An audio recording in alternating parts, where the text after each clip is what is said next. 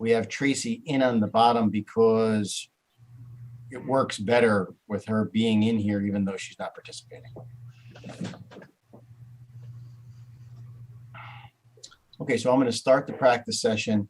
Wait until it, Deputy Mayor, wait until it populates before I'll tell you when you can actually start.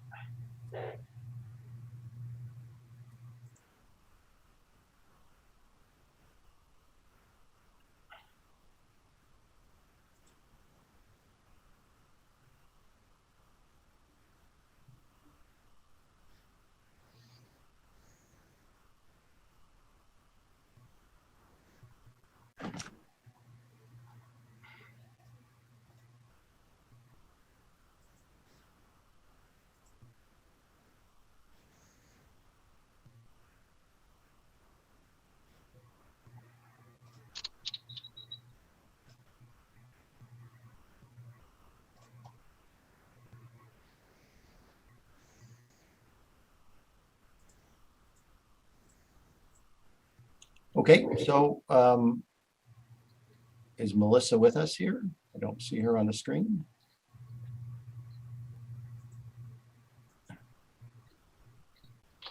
Melissa should be joining us.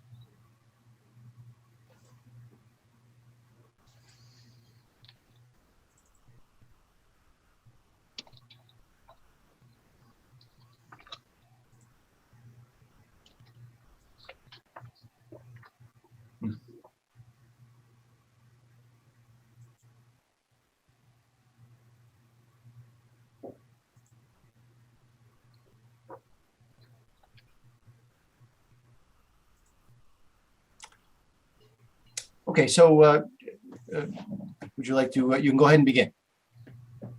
Good evening and welcome to the August 31st, 2021 business meeting of the Council of the Borough of Ringwood. Everyone, please stand for the Pledge of Allegiance.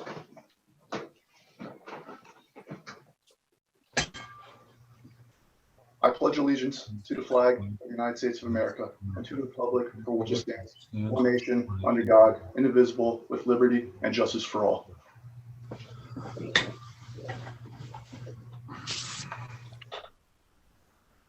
Because of the coronavirus emergency, the following provisions shall apply to the conduct of the meeting. Attendance of the meeting shall be limited to essential staff of the Borough Hall. Members of the council will attend via Zoom. Public may also observe and participate in the meeting via Zoom. Please visit www.ringwood.net for meeting updates and instructions for how to register. This meeting is being broadcast and will be replayed on channel 77 throughout the week. Nicole, statement of compliance, please. Adequate notice of the change of the date of the regularly scheduled business meeting of August 17th, 2021 to this date has been provided in accordance with the Open Public Meeting Law, PL 1975, Chapter 231, setting forth the time, date, and place and purpose of this business meeting through a legal notice published in the Bergen Record issue of August 27th, 2021, and through notices emailed to the following named newspapers and posted on the bulletin board at Borough Hall on August 24th, 2021. The Suburban Trends and the Bergen Record. Thank you. Roll call, please. So Mayor Schaefer is absent. Deputy Mayor McCracken. Here. Council members Bolton. Here. Peretti. Here. Mattiolandis. Here. O'Keefe.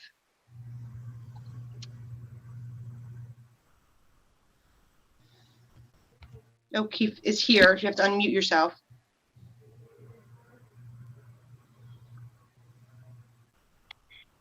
Sorry about it. There you go. And Spear. Here. Also present is the Borough Manager, Director, Department of Public Works, Scott Heck, Municipal Clerk, Nicole Langenmeyer, Borough Attorney, Richard J. Klimak, and CFO, Debbie Buchanan. Before I start the meeting, I would like to ask you all to join me in a moment of silence in remembrance of those 11 Marines, 1 soldier, and 1 Navy corpsman who died in a horrific terrorist attack in Afghanistan this last week. May God bless their souls and watch over their families.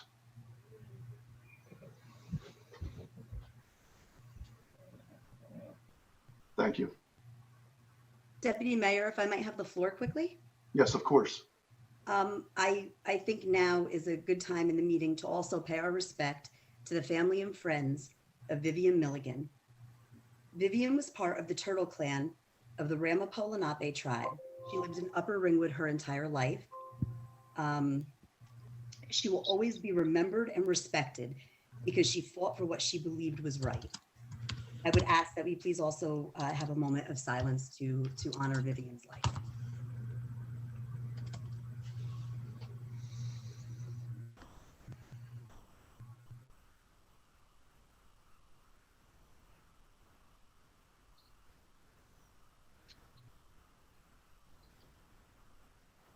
All right, I believe we have someone here that's going to speak.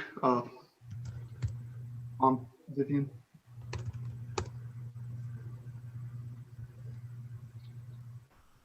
Scott, you're on mute.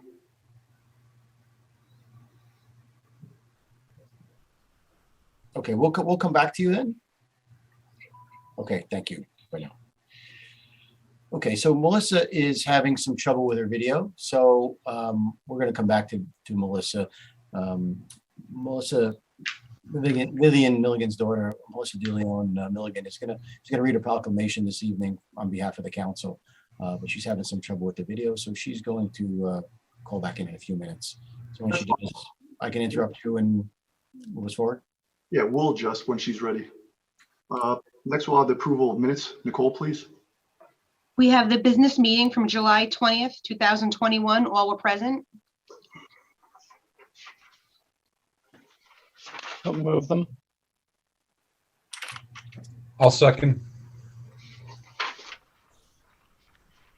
Any discussion? I just want to say I regret I haven't had a minute to review them, so I will be abstaining. It's been a really busy weekend getting my kid off to college and a number of other things, so I will abstain. All right, well, thank you for being honest with us. I appreciate that. Roll call? Deputy Mayor McCracken, Yes. Council Members Bolton, Yes. Moretti, Yes. Matty-Landis, Yes. O'Keefe, Abstain. Spear. Yes. All right, next let's roll into the general public portions of the meeting. Anyone who wishes to address the council will have 3 minutes to do so. Please raise your hand, state your name and address for the record. Scott, did anyone raise their hand yet? Yes.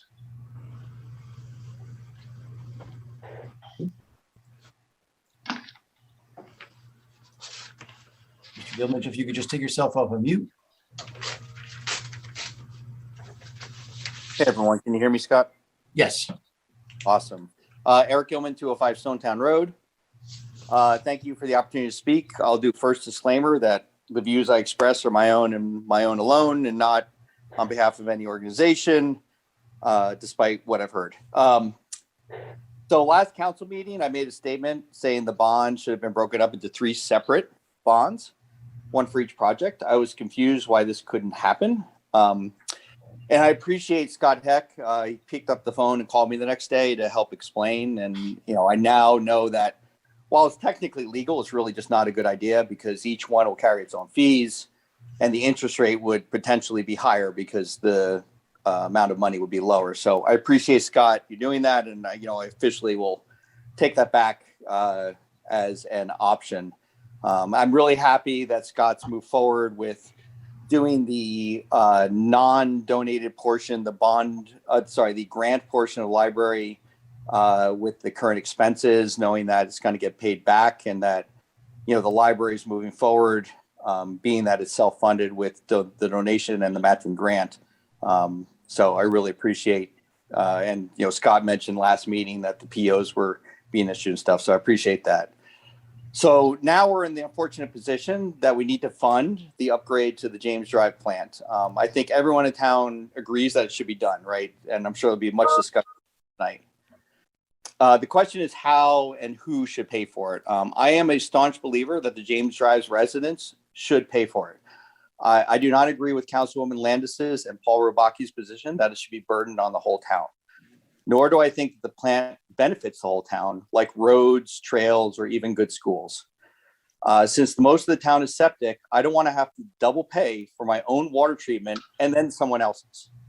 In fact, one could argue that there's an area that because there's an area in town with sewers, it actually devalues my home because it has septic. The good part is that conversation I had with Scott, we continued the conversation and we were discussing ways to see if there's a way that the James Drive residents could pay for that upgrade. I said it'd be great if we can do an analysis to see how much of it could be paid with the current fees or maybe a modest increase. I think that we would have bipartisan support if that was possible. And because again, the goal is to get this done. We do need to get this done. Scott mentioned that he thought it was possible, but because of other things going on, the library and some shortage of staff that he currently has, he understandably didn't have the time at this point to do that analysis.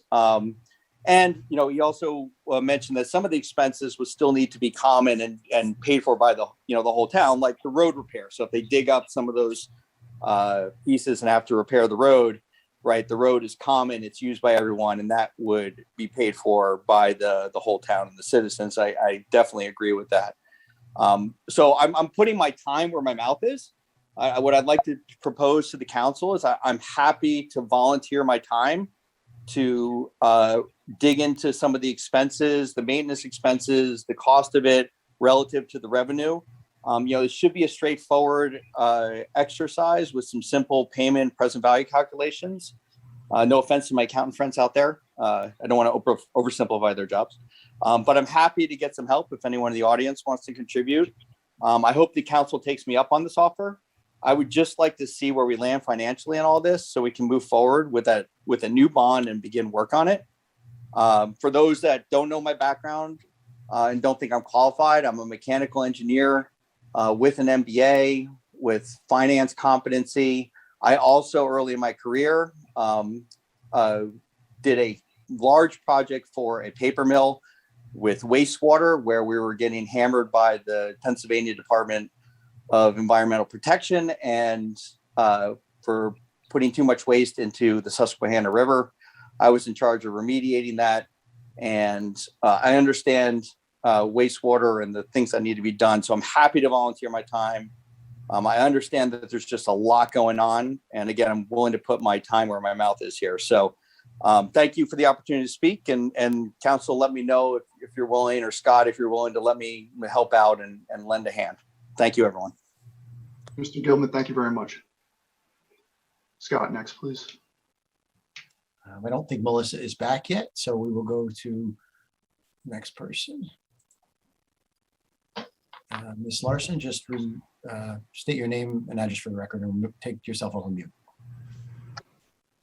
Good evening. Hi, Jennifer Larson, 25 Skyline Lakes Drive. I just wanted to point out to members of the community, if you need to locate any town audits, financial plans, resolutions, that all could be found on the website.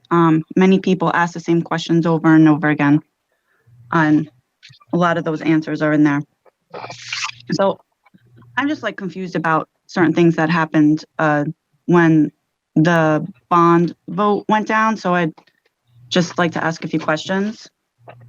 So and you worked on the financial planning committee both years for Eddie the first. So I look at you all, the town council, as a team. You work together serving the community. So tell me, why did you not alert your team, informing them that you'd be voting against the plan you helped create? You know, why not put forth an alternative plan ahead of time? Why not inform the rest of your team that you were not ready to vote? So I'd also just like clarity on proper protocol. So can you motion to table after adopting a bond? Councilwoman O'Keefe, you seconded the adoption of the bond, made some suggestions, suggested not motioned to table the bond, then proceeded to vote against the bond. So why would you motion to adopt, then vote no? I saw that there was a unanimous vote in May to move the bond along.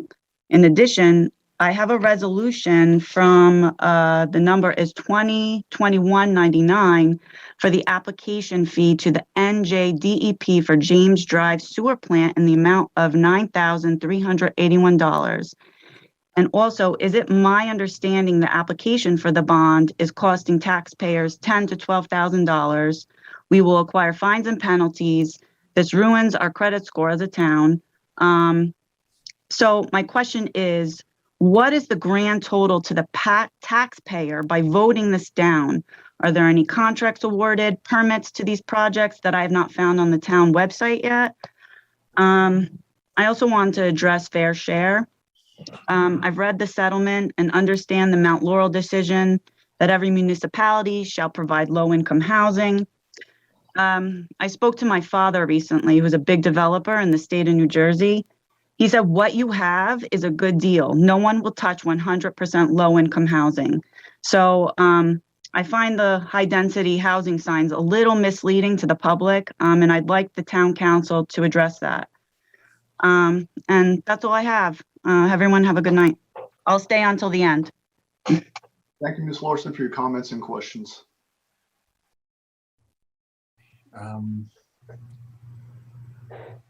Scott, is there anybody else? Yeah, I'm just getting to that. Mr. Perry.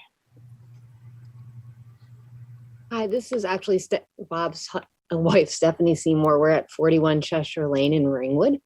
I was speaking to Kathy about having some signage put on Cheshire, actually not on Cheshire, but right before Cheshire Lane on Skyline Drive, about oversized trucks who keep turning onto our street and not being able to get out and causing a lot of damage.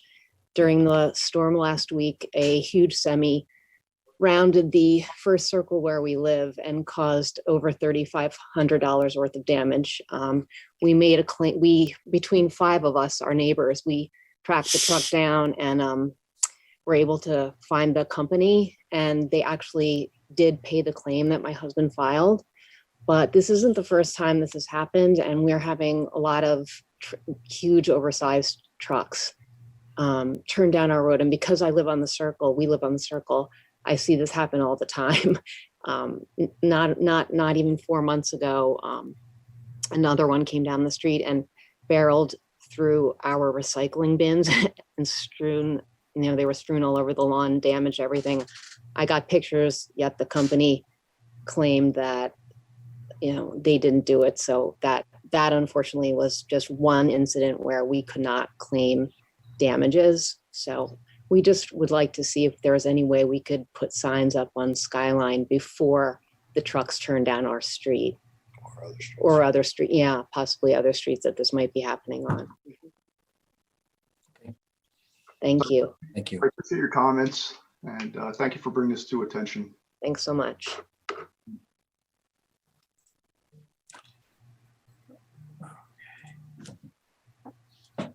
Yvonne, if you could just state your name and address for the record. Hi, I'm Yvonne Eccles, 42 Skyline Lake Drive. Good evening, everybody. I am very concerned about police communication in the Stonetown area and other areas of Ringwood. We had storms last week, and unfortunately, we are going to have the remnants of Hurricane Ida, I believe tomorrow evening. And I know a lot of family friends that live in the Stonetown area with young children. God forbid anyone needs an ambulance or something like that, and they can't get to those kids or those adults up there. I can't believe a bond issue was declined, and for the safety of our residents because of this. I am truly upset, and I think of every single child in this town. God forbid communications cannot get to that child and that family. I want everything reconsidered based on safety, #1 priority of a town. And everybody needs to realize these kids, these adults, everybody has the right to have an ambulance or a police available to them. And if they can't have communications because they can't get it and people die because of that, that's a very serious issue for a town to hold. Sorry for the emotion, but I'm very emotional about it. Thank you for taking my call. Ms. Eccles, thank you very much for your comments.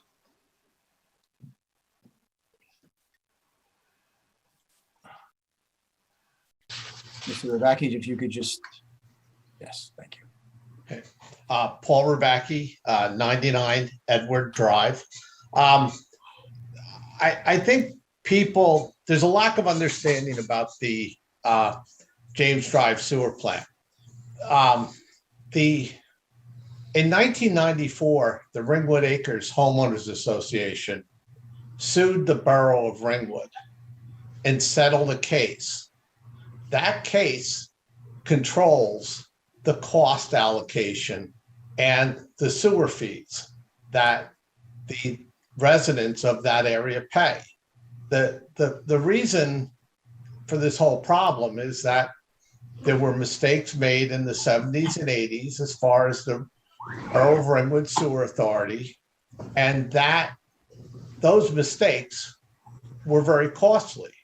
Those were not mistakes made by the people of Ringwood Acres. The James Drive plant was supposed to be a pumping station into this Skyline Drive force main. That's what it was supposed to be.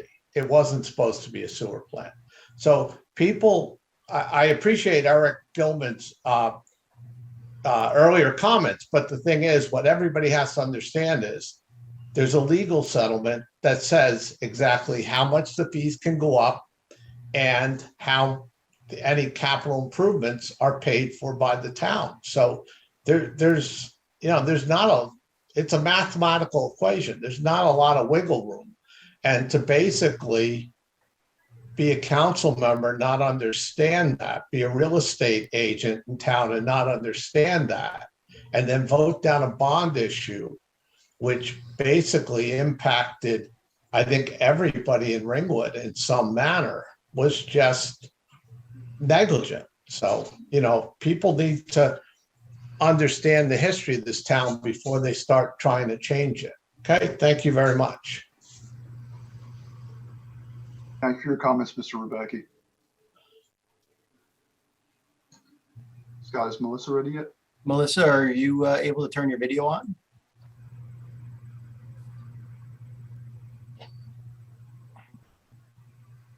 Hi, Melissa.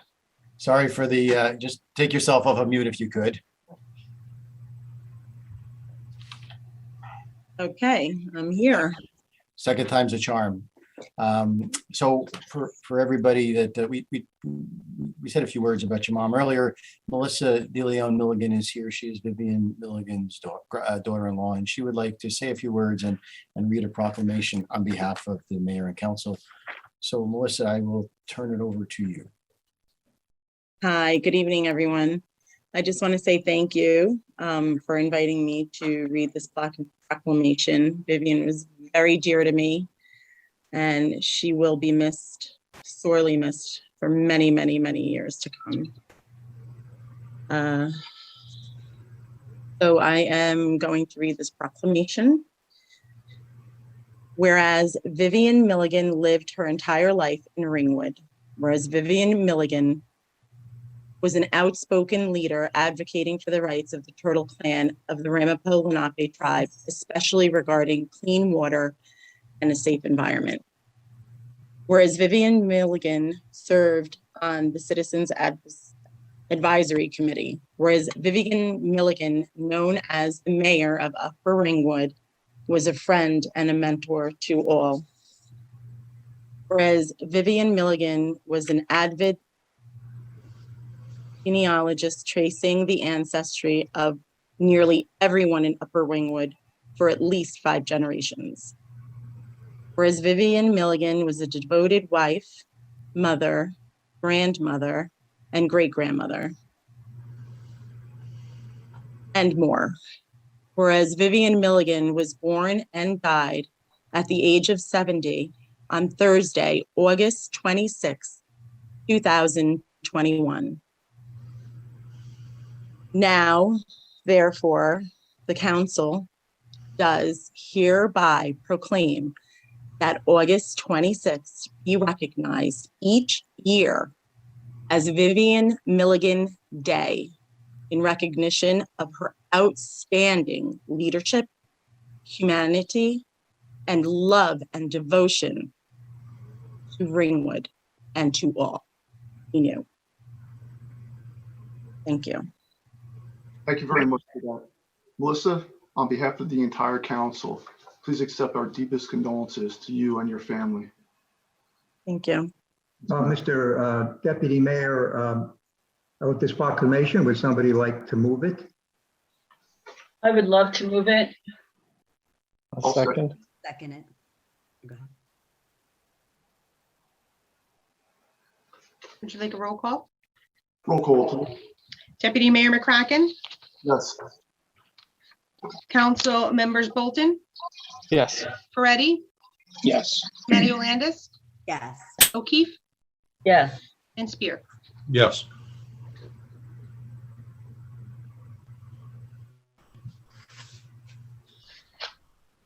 Thank you, Melissa. We wish you all the very best. And again, our condolences on behalf of the council for your family.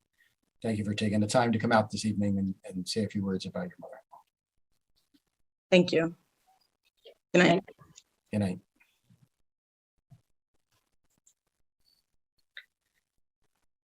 Scott, is there anyone else with their hands raised? Yes, let me, Mr. Sando, if you could just state your name and address for the record. Yeah, Peter Sando, 24 High Point Lane. I just want to say on behalf of Vanka and myself that we're really devastated by the passing of Vivian. It was really unexpected, and Upper Ringwood has lost a strong advocate for their rights, and I'm so proud of her, and we're going to miss her. My comments. The previous caller about the police radios. I mean, geez, if it's life or death, it should have been done a long time ago. There's money, like do it. Why tangle it up with a complicated bond issue? It seems crazy. I mean, if it's life or death for children, like, come on, The question I have is for Deputy Mayor McCracken, as the Democratic municipal leader for County Committee. I'm just curious. Word is out that you're leaving town, or your family has left town, and I'd like to know, if it's true, because with all due respect, and how long have you made these plans, and is there any plans? This would open up a fourth seat, so it is politically relevant. So I'd just like to know what's going on, and that's it. Mr. Stando, thank you for your comments. And Ms. Kennedy, if you could, okay. Hi. First of all, I'd like to thank Kathy Wright and Rob for facilitating this resolution to honor Vivian, and I extend my sympathies to her family. As Peter said, her death is a huge loss to them, but also to the entire Ringwood community and those of us who loved her. She was a true warrior and will be missed. And this resolution is a wonderful tribute to an amazing woman, and I appreciate the unanimous vote. But truthfully, the vote Vivian wanted, she didn't get from this council, and some of you broke her heart. And for that, I am very sad. But that wasn't the main point of my calling in. Scott, Princeton Hydro had recommended that Ringwood protect their lakes with guidance regarding septic pumping, similar to what they've done at Lake Mohawk. When you originally asked about this, I believe you said you didn't want to do anything until after the summer lake season was over. Now that it is, will we see any official action proposed at the September meeting? There were a lot of people complaining about the stench during Tropical Storm Henri last weekend. It was a real surprise to people who aren't familiar with septic. I shudder to think how much waste ended up in our lakes during runoff from that intense rain. Also, I'm sure you're aware of the recent decision by the Board of Ed to move out of Hewitt School and into the Skyline Lakes Firehouse, just so people could not wear masks to the meeting. Given the fact that council meetings still don't allow people to attend in person, and the Board of Ed will not allow residents to speak unless they are in person, I'm wondering if the council could take an official position on all Ringwood organizations and public meetings to mandate mask wearing. It seems inconsistent that the Ringwood Fire Company at the Stonetown Firehouse would cancel their outdoor pig roast out of concern for the safety of residents and volunteers. And by the way, thanks to them for making this difficult decision in order to keep us safe. And yet the Skyline Lakes Firehouse will allow an indoor meeting with an unlimited number of unmasked, possibly unvaccinated people to take place. I wonder how the public health supervisor, Mrs. Davison, will feel if she has to start contact tracing from a Ringwood Board of Education meeting if there's a COVID outbreak as a result of this unsafe board decision. In June and July, we had gotten down to single digits from one week to the next. Since the start of August, we're over 20 every single week. According to the record, New Jersey surpassed 1,000 coronavirus hospitalizations for the first time since May. Hospitalizations from the virus have also more than tripled since early July. Clearly, the Delta variant is having a negative impact on our numbers, and this is before schools open. So for the safety of Ringwood residents, could the borough please consider putting in a mask mandate for all public buildings and public meetings, regardless of the venue? Thank you. Committee, thank you for your comments. Deputy Mayor, there is nobody else that has their hand raised. Oh, hold on. Where's one person?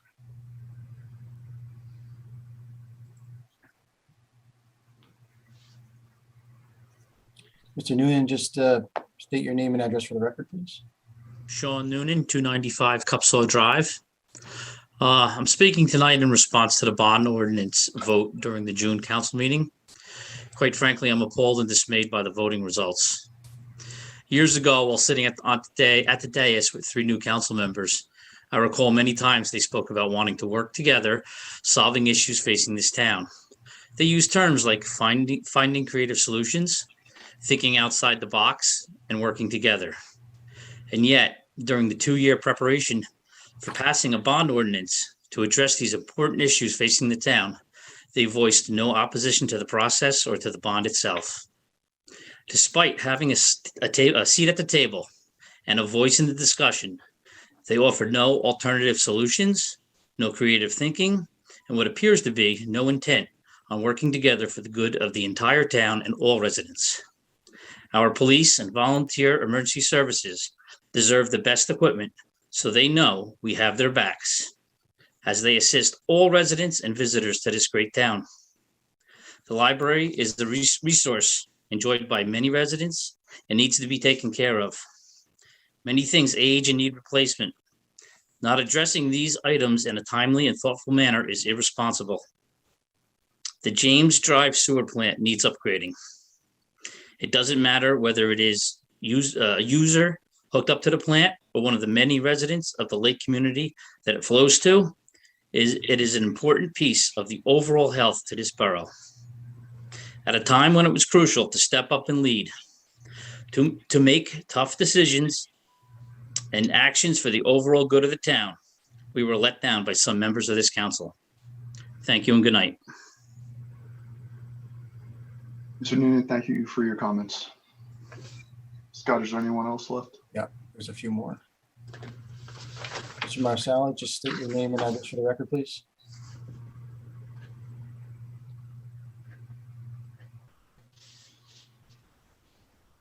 Mr. Marsala, if you can unmute yourself and just state your name and address for the record.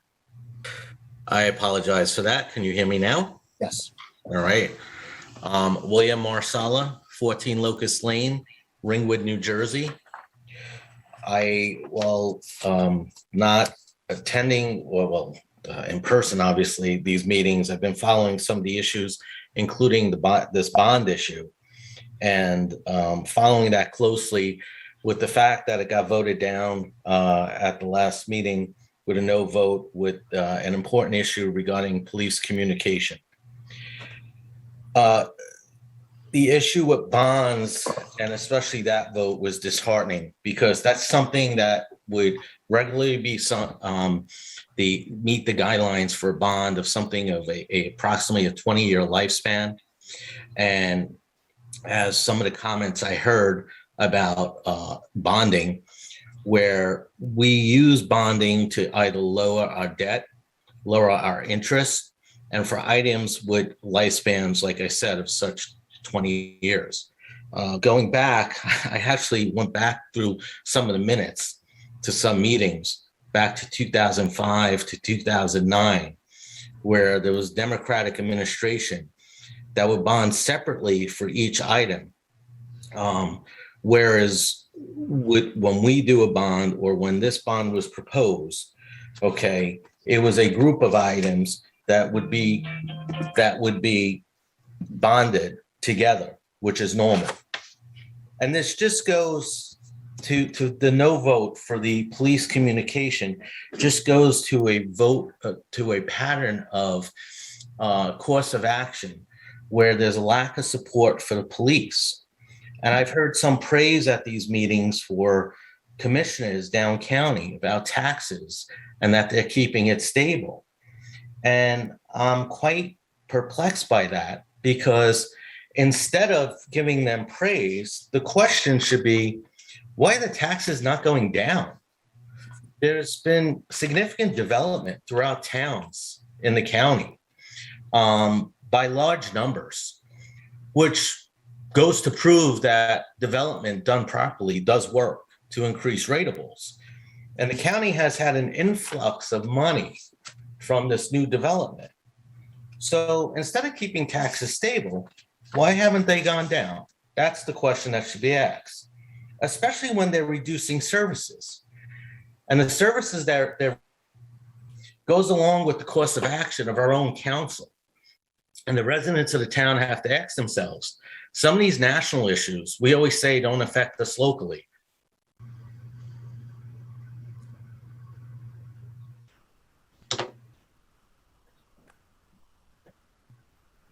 Mr. Marsala, are you done? I don't know if We might have lost him. Well, I'll put him back in the waiting room. If he comes back, he can raise his hand again. That sounds fine.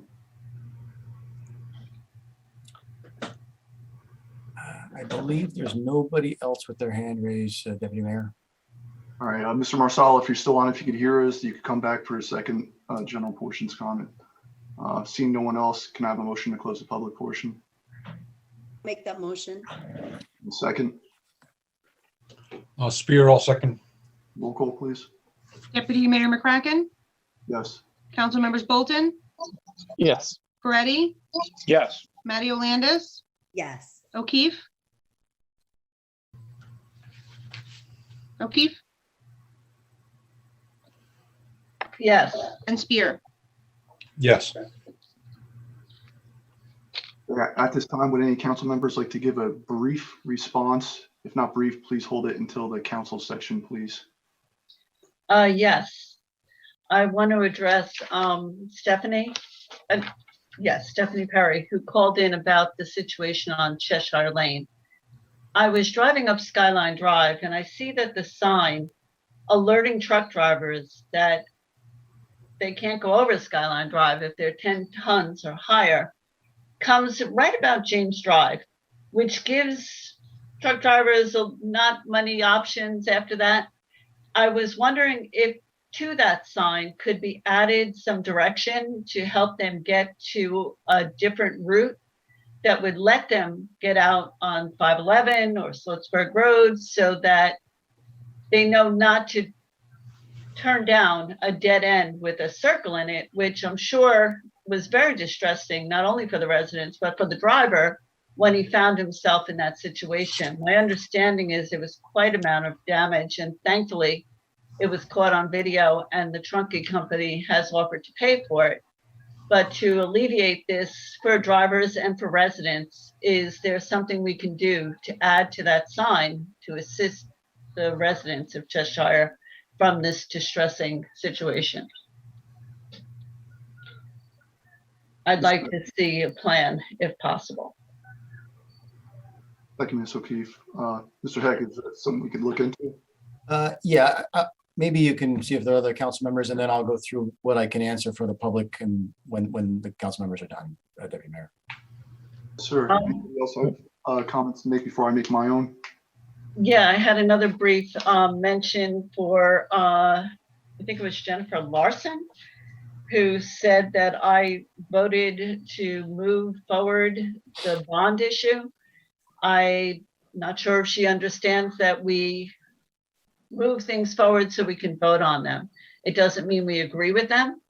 It just means that we can move it forward for discussion and then for a vote.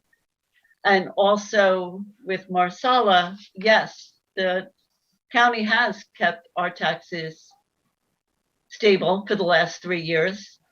And they have had development, but it proves that development does not equal higher ratables and more money. And in this town, we've also seen a lot of renovation, a lot of abandoned homes that have been renovated, a big real estate boom. And not only have we not held our taxes stable, we've raised them. I have another one on the high density, but I'll leave that till later. Does anyone else have anything? Brief response. I don't have anything brief, but I did want to, acknowledge and appreciate the opportunity. So I won't abuse it, but having the chance to respond while everything's fresh is appreciated. Absolutely. Anyone else before I make my brief comment? Okay, seeing nobody else, I'd just like to say and address Mr. Sando's comments. As many of you know, yes, I plan on moving out of state. No, I have not moved out of state, yes. My wife and children are currently out of state, but I am not. My house is not even on the market yet. And quite honestly, this is my decision to make. When I put the house on the market, it's not ready to go on the market, but when I put it on, yes, I'll be having a hard conversation about resigning. But we might be months away. My house just isn't ready. If you guys understand how construction goes, and if you do your own work on your house like I do, then for the most part, it takes a while. While I am handy, I am not Superman. So it's going to be slow moving. Like I said, possibly another couple months, but yes, eventually I am leaving and I will resign. I think I've addressed that enough. And thank you. That's my brief comments. Deputy Mayor, do you want me to go through a few of these things briefly? Some of the comments or no? If you already have comments to make during your manager's report, and they touch on those things, you can do them then, or if some of those items weren't already going to be addressed. I'll do it in the manager's report. I'll just start out with that and then I'll go to my report. Thank you, Mayor. That's fine. Just to move things along. That's all. Is there any old business or no? No old business. Okay, since there's no old business, we'll move on to new business. Attorney Klimek, can you please? Yes, Mr. Deputy Mayor, there's an ordinance, traffic ordinance. It's 2021 10. If I could have a motion to read it by title, please. I'll make the motion. I'll second it.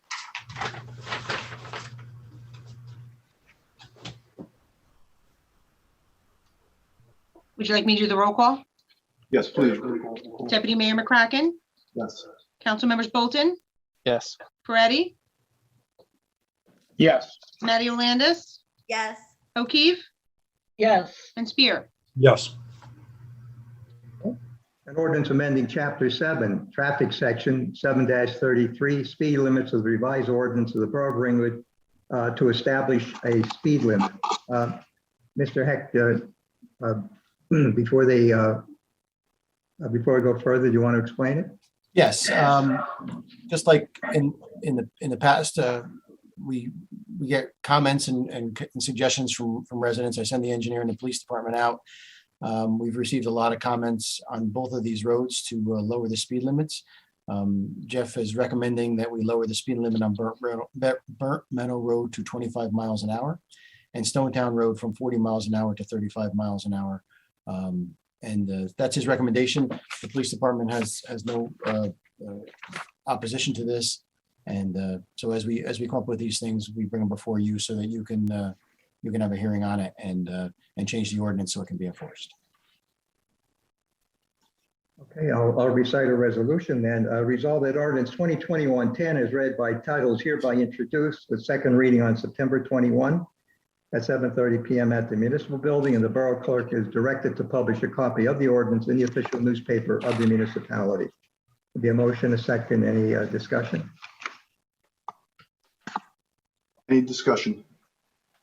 I just want to say I think it's a good thing. I know recently we eliminated truck traffic on Stonetown Road. I think it's great that we're now lowering the speed limit. Everyone on this council is concerned for the safety and well-being of the children of Stonetown, and we think it's necessary that this step be taken. Thank you. Thank you, Councilwoman O'Keefe. Could I have a motion and a second first, and then we'll go into the discussion? If that's okay. Oh, sorry. Councilman I'll move Peretti, it. I'll move it. I'll second it.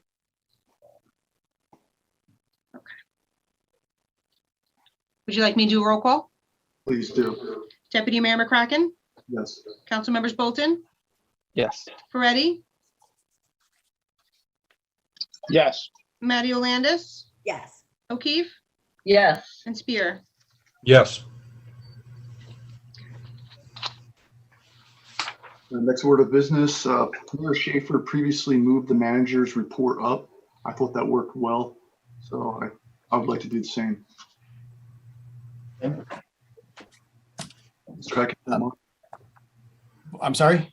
if you don't mind, please. No, that's okay. I'm going to go through the comments, maybe briefly from the public first, if that's okay. Yes, sir. So, Mr. Gilman, we're going to probably talk about in the rest of my manager report some of the items that you brought up. This Larson, I didn't write that fast, but I tried to write down some of your notes. Some of them were legal in nature. But I am going to talk about a bunch of this stuff in my report as well.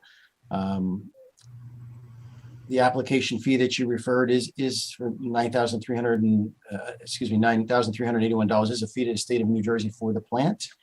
And that was approved by the council. I don't have the total to the taxpayers because it would really depend upon where we end up so that I could calculate that out. But as of right now, yes, the preparing the bond ordinance of the bond council and the auditors costs about between $10,000 to $13,000 per bond ordinance. So that statement that you made was accurate.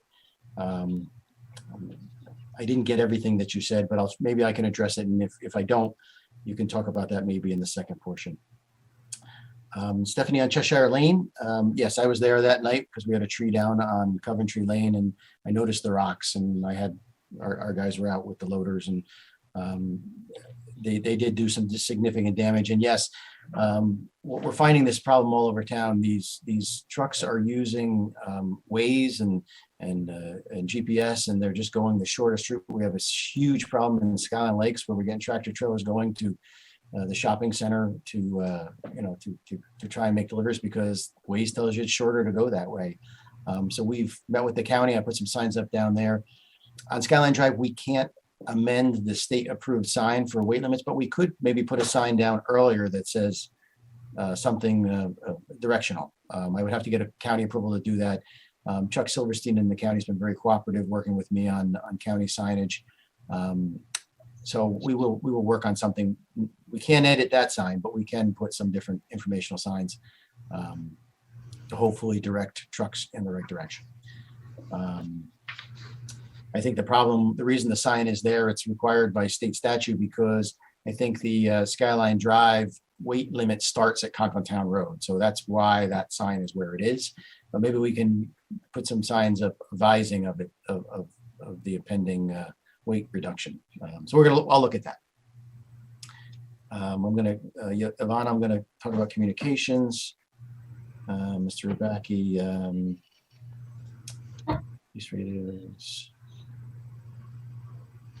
I'm not going to address all of Ms. Kennedy's concerns, but I will go on to the Princeton Hydro. Princeton Hydro does talk about the septic maintenance program. We have talked about instituting some type of program or at least starting some education. I have met with the Board of Education, and we believe that since only 30% of the people are complying with that regulation, we'd be far better off to educate first.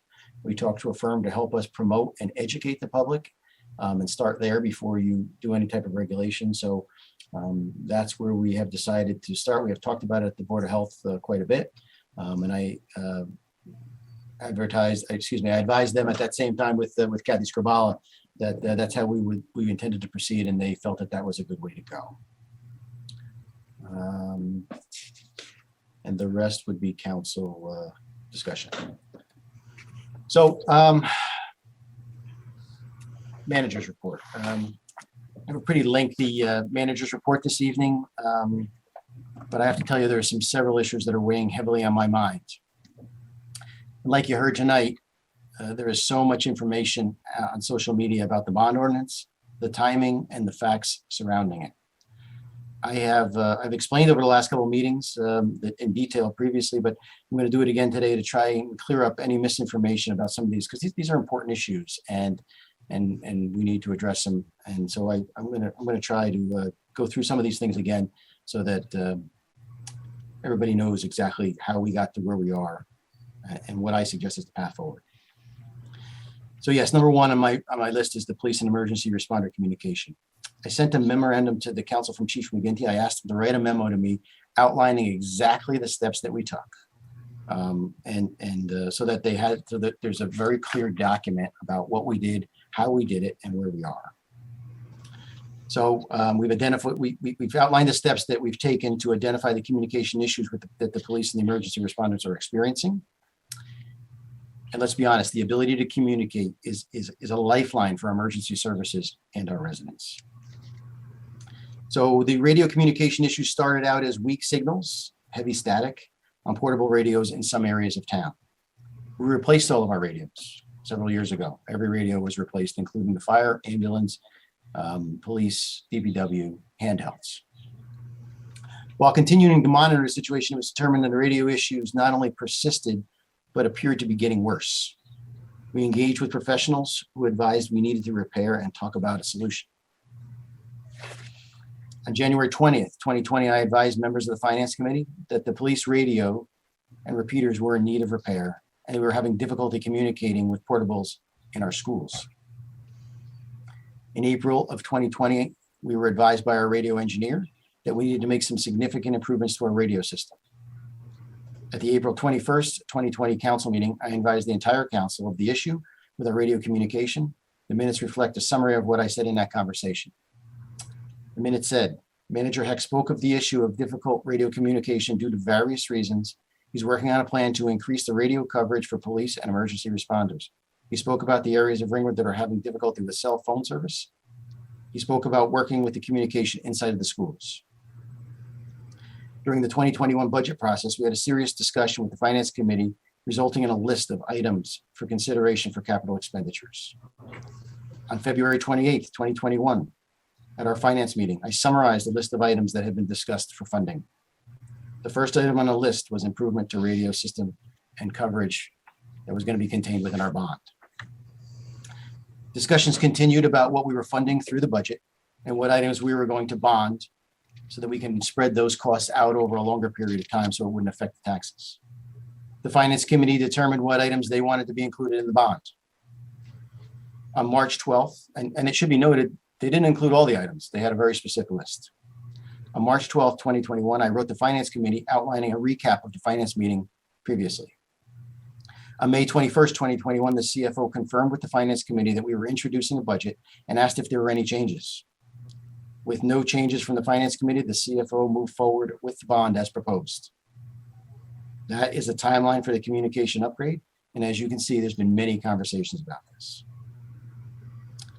Now, the James Drive treatment plant is another serious concern. And it's serious because it affects our residents and it affects Skyline Lakes. So let's go through that history.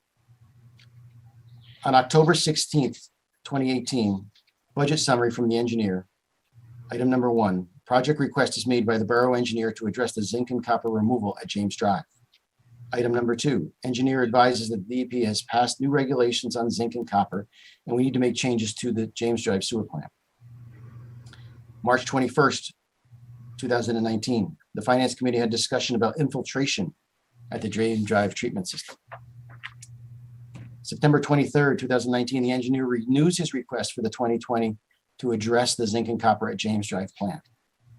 October 1st, 2020, the engineer again requests for funding to comply with the DEP rules and also asks for a new item to be funded about investigation and repair of the groundwater infiltration at the plant. October 1st, 2020, engineer also requests for funding for infiltration to study excess exceedance of the plant and a need for a capacity analysis report.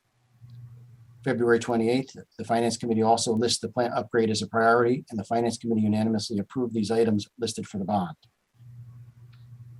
The council approved the contract with an engineer for $100,100 for the design to address the zinc and copper issues as required by the New Jersey DEP.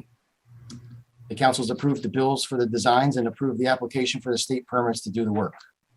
The vote was unanimous by the council. When the funding failed at the council meeting a few meetings ago, unfortunately, the project stopped. Tomorrow, another storm is predicted, and I'm concerned that once again, we're going to have an issue. I'm also concerned that we're going to have penalties and fines coming. The last storm, folks, in the letter that I sent to council, 3,000 gallons of sewage left to the sewer treatment plant and was on the ground. It didn't get to stormwater. It didn't get to the stream. It was on the ground on the property of the sewer plant. I'm very concerned of what's coming tomorrow. So what other steps have I taken? You know, I don't have the funding, but what can I do, right? So let's talk about those steps. For the purpose of this discussion, RAHA is Ringwood Acres Homeowners Association. On August 12th, I met with approximately 50 residents from the James Drive area, or RAHA, to talk about the treatment plant, what needs to be done, and how we can find a path forward. I discussed briefly about the plant, the EPA and the New Jersey correspondence, as well as our responses to both of their notice of violations. I talked about the plan and the response to the United States EPA, where we outlined a time schedule since we've already had done the engineering and we had the approval to move forward. The only thing that was stopping me from solving the problem was the necessary funding. I told them that I expected fines from both the EPA and DEP because we're in violation of the rules and we're in violation of our own time frame. I talked about the budget history for the James Drive plant, the revenue, the actual expenses, and the maintenance and the upkeep of the plant. We discussed their fees. Currently, they are all paying $1,200 a year service fee, and I said that is likely to be going to be increased to cover the cost of operation and maintenance. I suggested that I thought that there would be an increase of between $100 and $200 a year, but that once I had really looked at the numbers and I scrubbed them, I would be able to give them a better estimate. I tried to be very direct and open because these people are affected by this, so I wanted to talk to them. I also discussed the connection fee. We don't have one. Currently, Wanacue charges $12,331.84 to connect to the system. You see, when you have a system in place, much like water, you have to buy into the system if you want to connect. People have paid for that infrastructure over the years. You have to buy in. We do the same thing with water. I think water, you pay a $3,000 connection fee, correct, Nicole? Correct. Yes. So I talked about the fact that there are 15 homes that could connect, and some want to connect now because of the groundwater infiltration and the lack of the zinc and copper remedy, the DEP will not allow us to let them connect. By making the repairs and allowing these homes to hook up, we could increase revenues by $18,000 a year. And if we use Wanacue's model for the connection fees for those homes tying into the system, we would generate $184,977 of costs to offset the capital expense. Now, I talked about the two problems that need to be addressed, and they're two distinct and separate problems. The first problem is the DEP mandate that we need to be compliant with the new zinc and copper regulations. The cost for that was originally $816,000. Sorry, these bifocals are killing me. They're never in the right spot.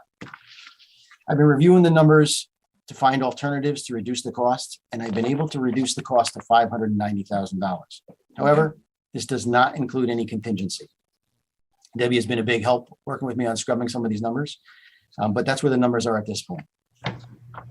I've also been looking for the agreement that Mr. Rebecki referred to earlier with Ringwood and Raha, as this topic was the subject of a litigation in the 90s. Unfortunately, in the 90s, the records were still paper, so there's no electronic copies that are available. I haven't found the agreement yet, but I will.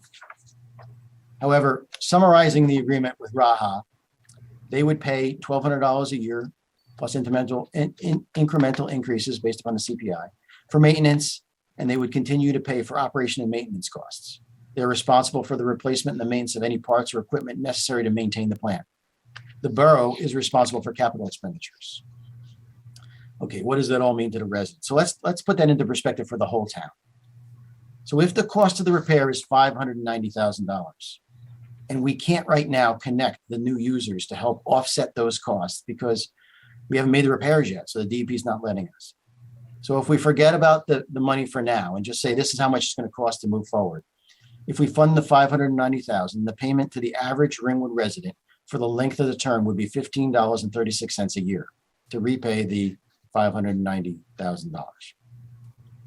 Once repaired, we could get the approval to let those who want to connect to our system using the theoretical $12,331 times 15 homes that they have in Wanacue to make the payments going forward or pay down the debt. This would offset costs for the repairs. Wouldn't pay for all of it, but it would certainly offset. Separate and apart from the plant upgrade, which is what caused our problem 2 weeks ago with the storm, we have groundwater infiltration getting into our sanitary sewer system during rain events. And just like the water system, we own the pipes in the street and we're required to fix them.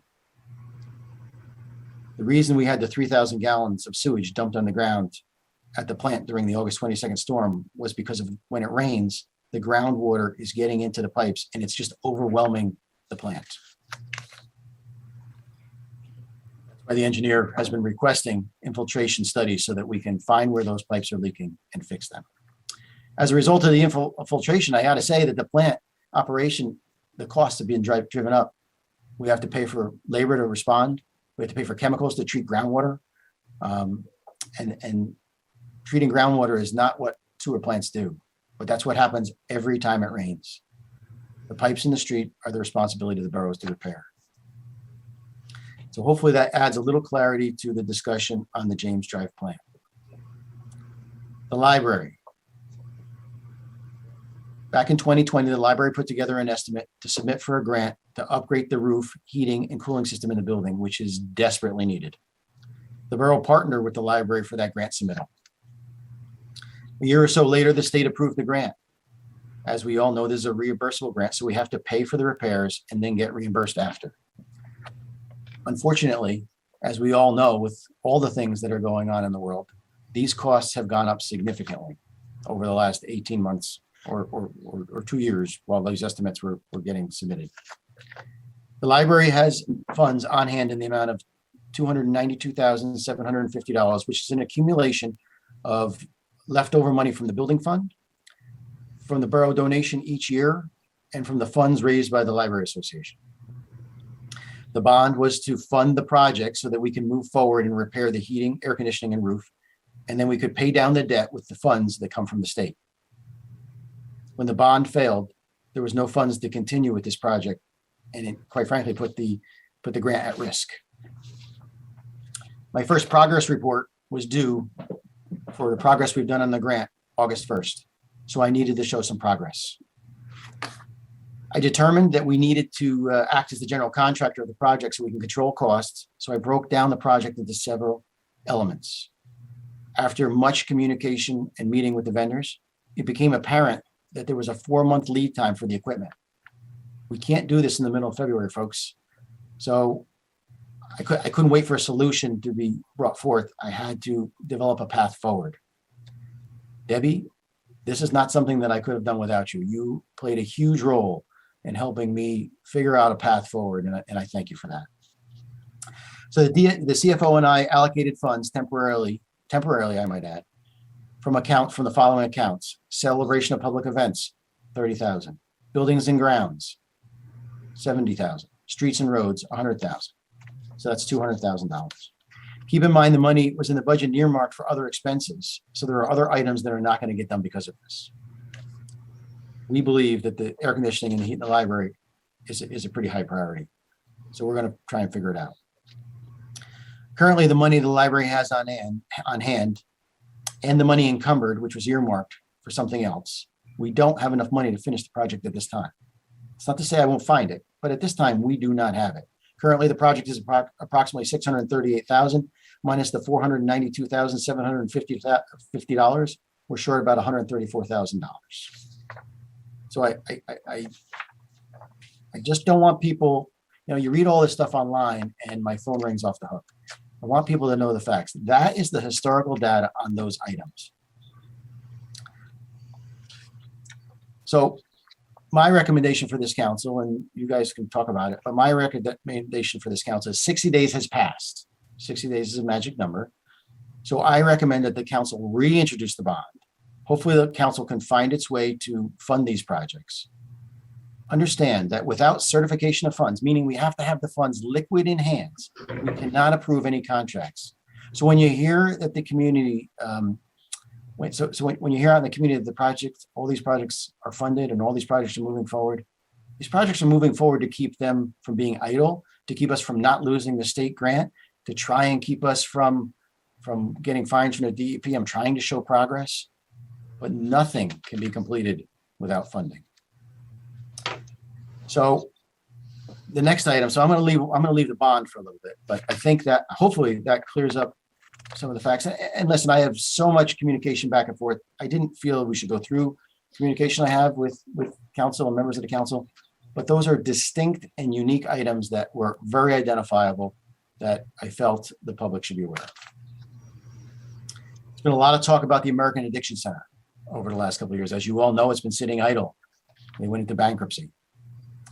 So the American Addiction Center has been a topic of conversation lately. Well, the good news is they have posted their bond and will be reactivating their project and applying to the planning board for an amended site plan approval and reinstitute their construction. Currently, this project used to pay, I think, like $30,000 a year because most of it was tax exempt. It currently, in its current state, pays $175,000 in taxes, and that will increase when the project is complete.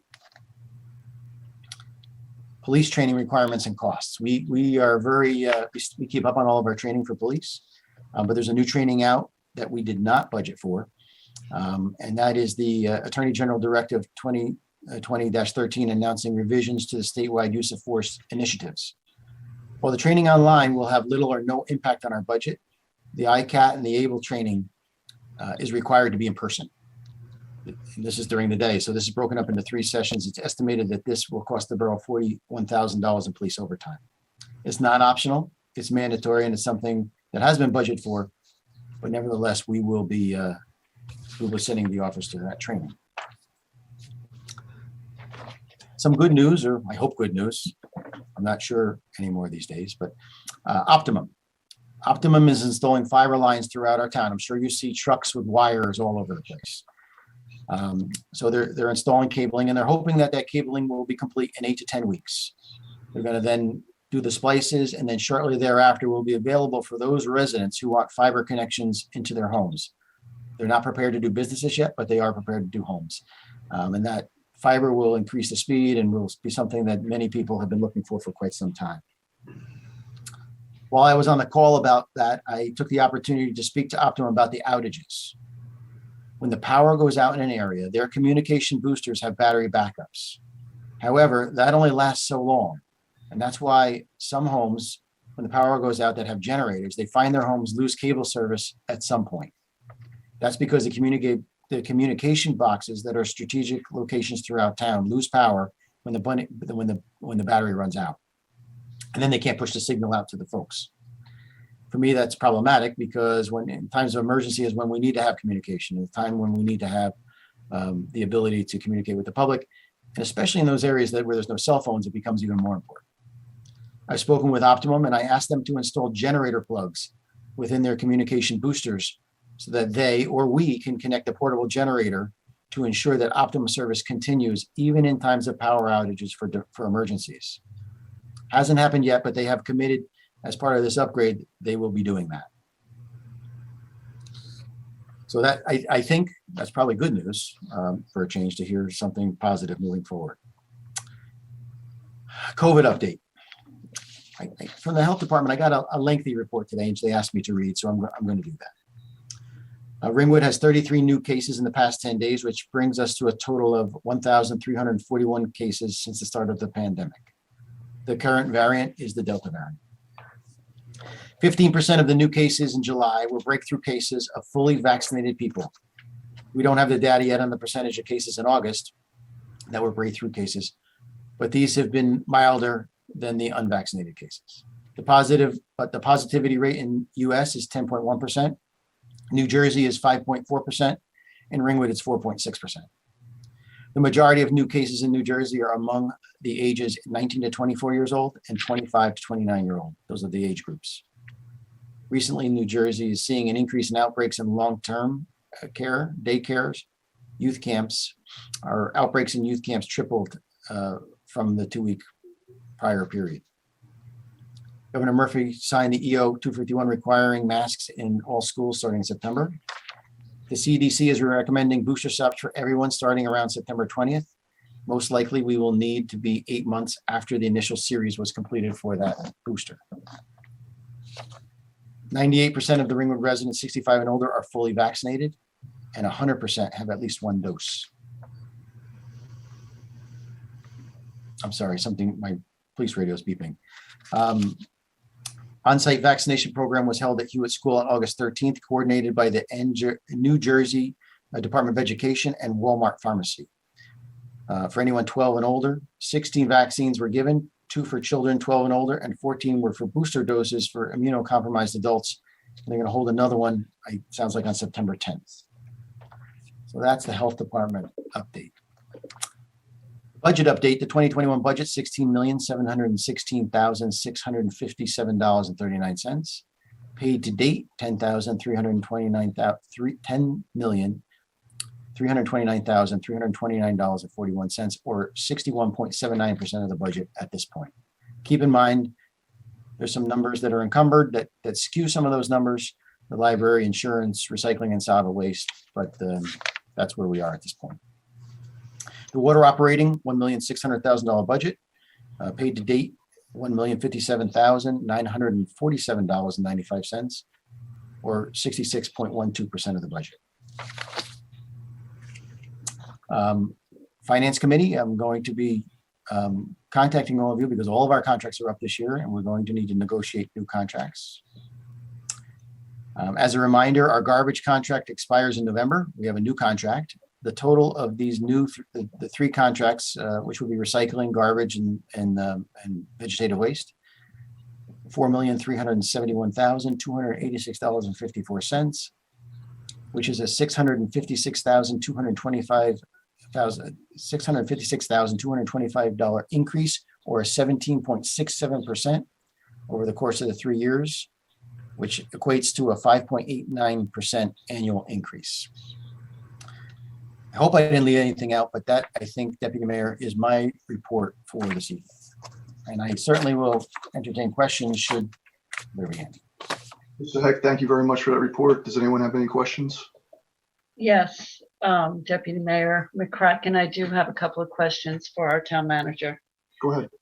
Scott, as I recall, the James Drive plant was an issue as far back as 2017. Is that correct? The James Drive treatment plant has been the issue since the 2017-18 budget, yes. Okay, at that time, I recall that Tom Dunn had stated that repairing the plant would cost about $908,000, but to replace it with a state-of-the-art plant would cost $2.2 million. You had asked us to bond, I believe, for $1.5 million to do repairs. Why would you want to just repair an old plant instead of actually providing the residents of James Drive with a state-of-the-art new plant, given that the difference wasn't all that much? Okay, so we're confusing apples and oranges. The James Drive treatment plant functions. Currently, we are under an order from the DEP and the EPA, notice of violation, because in 2019, we're required to treat and separate zinc and copper from the treatment plant based upon studies that have been taken. The engineer advised us in advance. He advised us in 18. He advised us that the 2019, that condition was coming. 2019, he advised us that the condition was here. 2020, he advised us that we needed done that. And the reason that we put in $1.5 million estimate is because the engineer, usually what you're doing when you're bonding, right? We don't have actual costs. What we're really doing when we're bonding is we are saying, hey folks, we need to put funding in place that we can draw on when necessary, right? You have to have your best estimate of what that's going to be. You don't start to pay interest until you actually draw on the money. But what you're doing is you're saying, hey, we have this money we can draw on for this specific item. So he estimated to do all the things that we need to do with the groundwater infiltration and the upgrade to the plant. The costs were $1.5 million. So that's what we put into the bond. Now, the items that we're talking about for the actual repair of the plant is a new condition by DEP, a new regulation that they put in place for that we have to treat the zinc and copper. It's a requirement. The difference, it's no different than some of the private septic systems. The real difference between the average person who has a septic system and the James Drive treatment plant, which is a septic system essentially for 124 homes, is the 124 home system is licensed by the DEP. Therefore, the DEP says, here are the conditions and the requirements that you have in order to operate that plant.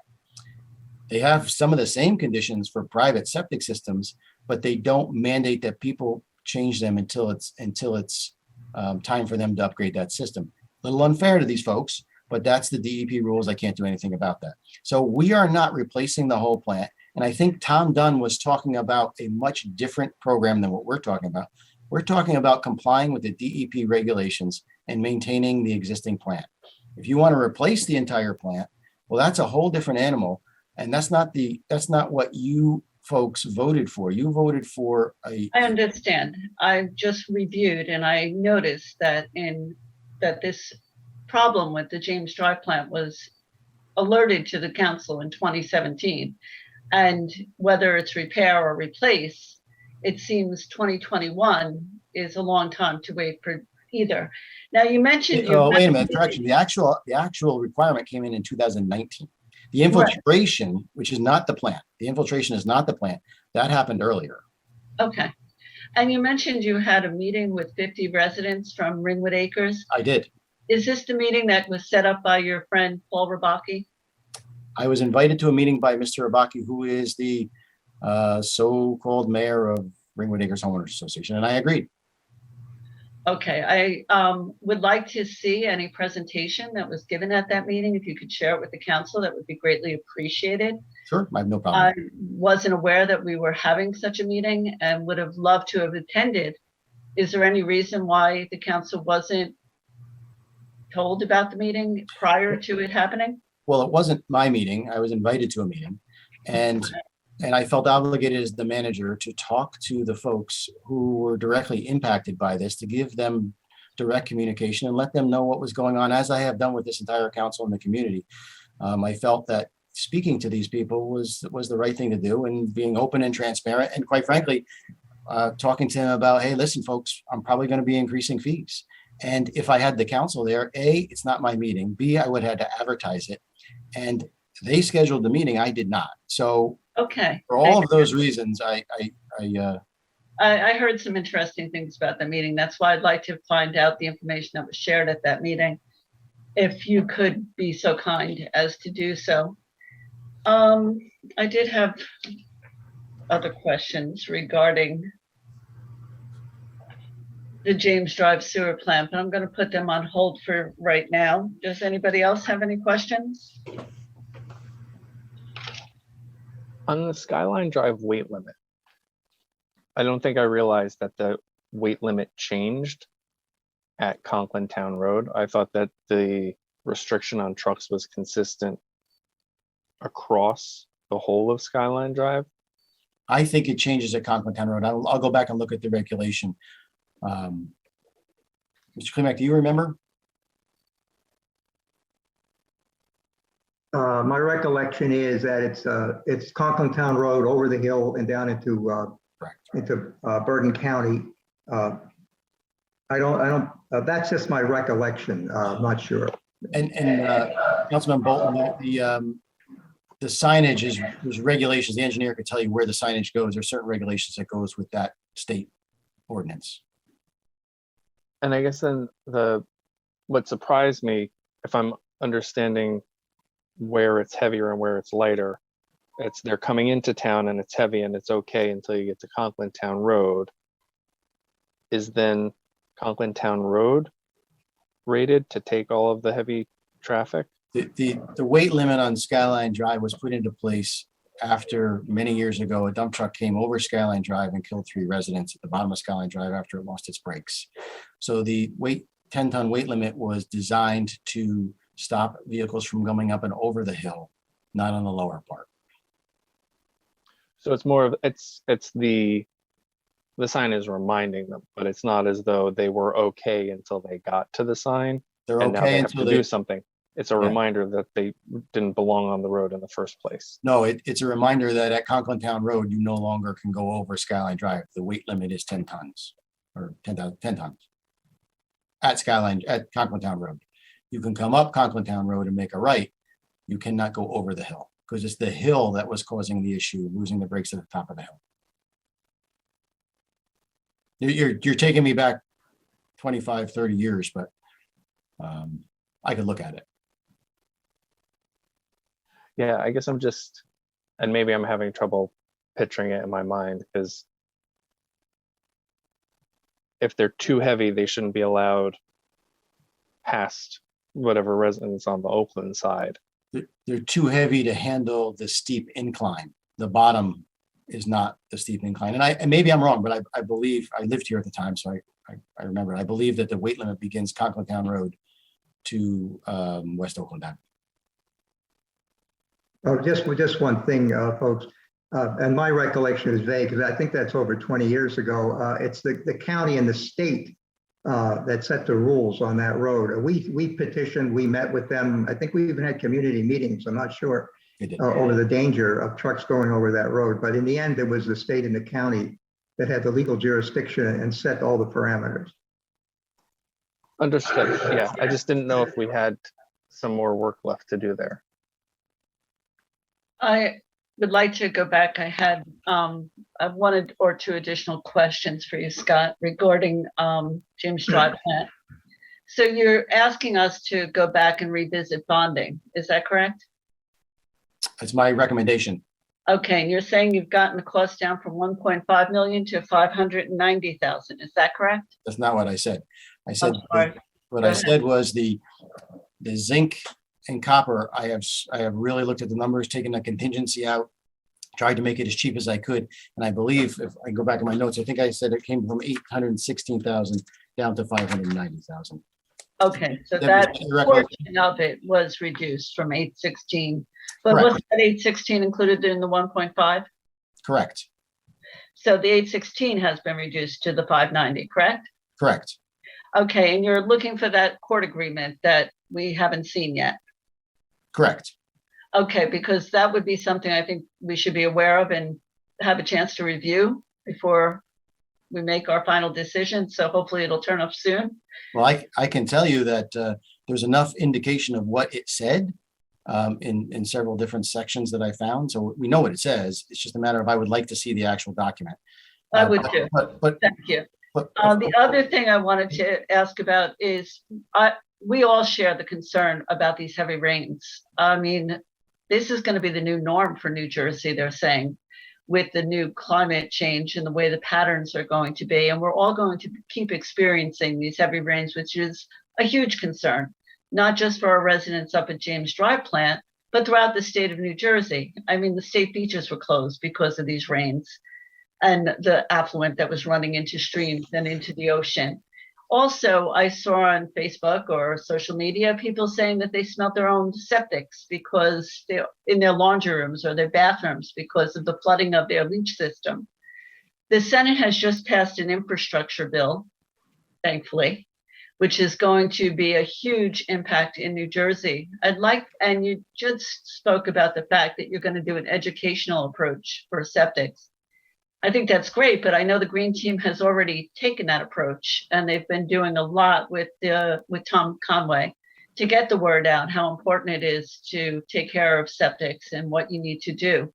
But I really would like to see you look into how we can assist homeowners with rehabilitation, with replacement, with repairs of septics, and along with the James Drive plant, how much funding we can expect to get from the infrastructure bill. I know it passed the Senate, it's still pending in the House, They hope to have according to Josh Schottenheimer, there will be a vote by the end of September. So I would like to start looking at that, especially if we're not going to be implementing anything that's going to have immediate results. These are huge concerns, not just for Skyline Lakes, but for every lake. And it would be good if we could start planning for that now. Thank you. Can I finish my statement? Because I was. Sorry, go ahead. When you put the funding in place, before the funding can be spent, it comes back to this council, just like the $100,000 engineering for the James Drive treatment plant that you guys voted on. It comes back to you before it gets spent. So all we're doing with the bond is putting money in place that we can draw on. And while everybody may not agree with how we're going to charge this, the first payment's not due for 2 years. In the meantime, we are gathering fines like there's no tomorrow. Why wouldn't we fix this plant, and we can talk about how we're going to fund it and who's going to pay for it later? I mean, I've outlined what I found as terms of the agreement is from the 1990s with this group. I would like to see the actual agreement, but why wouldn't we fix this? Why wouldn't we cut down on infiltration? Because by us not doing that, we are affecting the operation of that plant. We are causing the cost of that plant to go up, and we are not adding people who are willing to join the system, people that have septic systems that are failing. The health officers up here all the time saying, Scott, they're in a sewer area, but they want to put a new septic system in. We have to get a special dispensation from the state to allow that because they're in a sewing district in the area. Why wouldn't we fix the problem and worry about how we're going to break it up later? Because this is a health hazard. It's a health hazard for the folks in the neighborhood. It's a health hazard for Skyline Lakes. And I agree that we need to address it. I also worry about how we spend money in the meantime. I mean, you just renovated the council chambers that we're not allowed back into. You've spent hundreds of thousands of dollars on this fair share housing plan. You have spent money on a new truck for lots of things. I mean, if you knew all this was coming and it started in 2017, it kind of feels like the conversation when I took my daughter's credit card away. What we need to do is we need to plan, like with the library. I have a house. If I know I'm going to need a new roof, that's a capital expenditure. You start saving for that 15 years prior to when you need that new roof. You don't just wait till this starts leaking to say, oh, I need a new roof, and you have to go find the money. I haven't had the pleasure of serving on the financial committee, so I'm not sure how you do it. But I do think that we need to look at things carefully. And if you're going to reconvene the financial committee, maybe you can invite me. Thank you. Point of correction. Deputy Mayor, Councilwoman O'Keefe, your two partners on the council were on the finance committee. This information that you discussed was nothing new. You act like this is new. We have known about these things. We've been talking about these things for years. There was a plan in place. You reneged on the plan. There was a plan fully well in place. You didn't do your part for this community. Jamie, I respectfully disagree with your perspective. All right, folks, let's not make this argumentative. I'd say if there's no further comments or questions on the manager's report, let's please move on to the resolutions. Thank you. Mr. Heck, please. Okay, I'm sorry.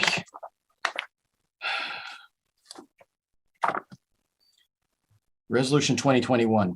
This is where you all approve the bills for the things that we purchase. Whereas Chief Financial Officer certifies that funds are available for the payment of the current bill list in the amount of $662,333.44. The supplemental payments in the amount of $5,500,051.15, and merchant service fees in the amount of $256,052 to be credited to the following accounts for a total of $6,162,641.11, of which the Board of Education of Ringwood is getting $1,722,392.44. Lakeland Regional High School is receiving $947,440. The County of Passaic is receiving $2,772,120.86.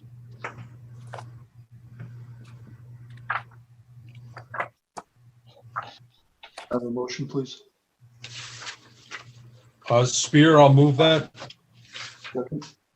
Second. Any discussion?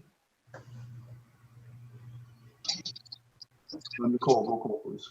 Deputy Mayor McCracken, Yes. council members Bolton, Yes. Peretti, Yes. Mediolandis, Yes. O'Keefe, Yes. Spear. Yes. Resolution 2021-170. Listen, there's a million documents in here, and I sent the whole packet to you because sometimes when I send it electronic, you folks want to have a copy of it since it's a big packet. It's a lot of redundancy. But I can essentially sum it up in a few sentences. All the exhibits are attached, and this is all for the Superfund site in the recycling center. What this resolution does is this is a resolution authorizing the execution of the necessary documents for the purposes of the OU2 remediation for the Upper Ringwood Mines Superfund site.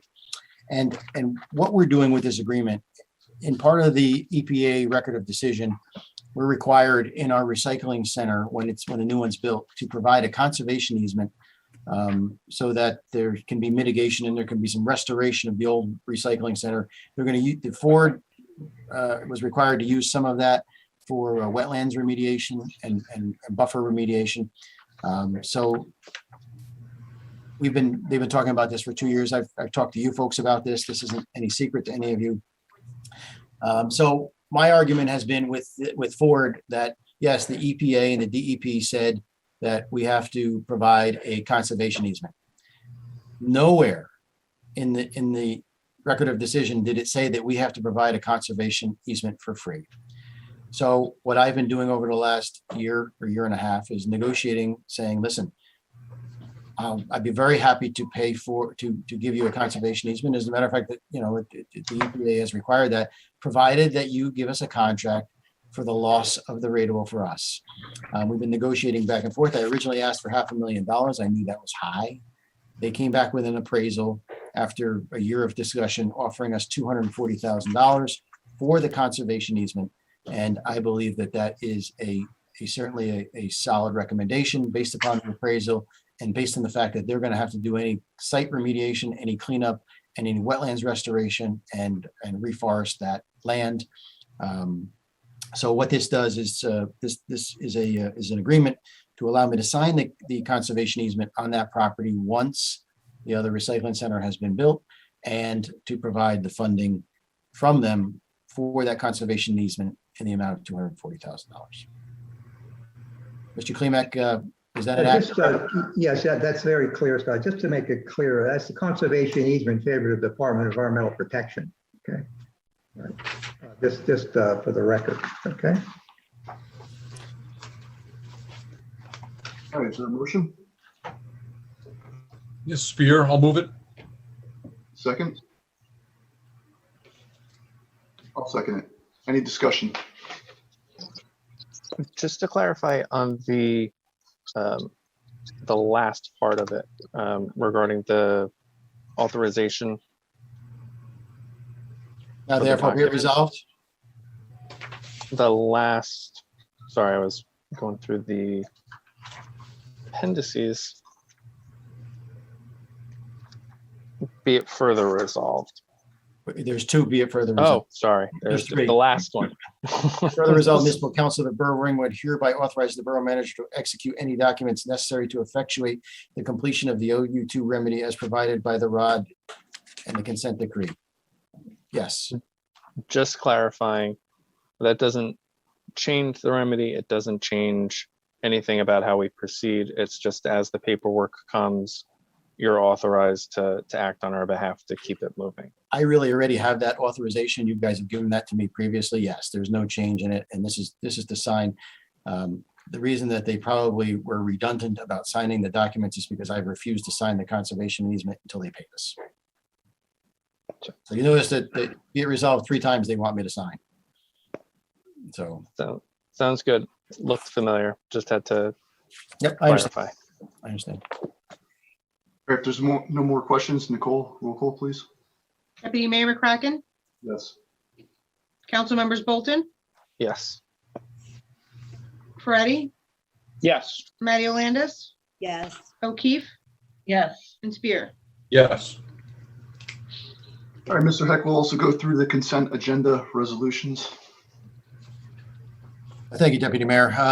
Consent Agenda Resolution 2021-171. Whereas the Mayor and Council of the Borough of Ringwood has reviewed and the consent agenda and consisting of various proposed resolutions. And whereas the Mayor and Council of the Borough of Ringwood is not desirous of removing any resolution for individual action on that agenda. Now therefore be it resolved that the following resolutions on the consent agenda are hereby approved. 2021-171 is the actual consent agenda.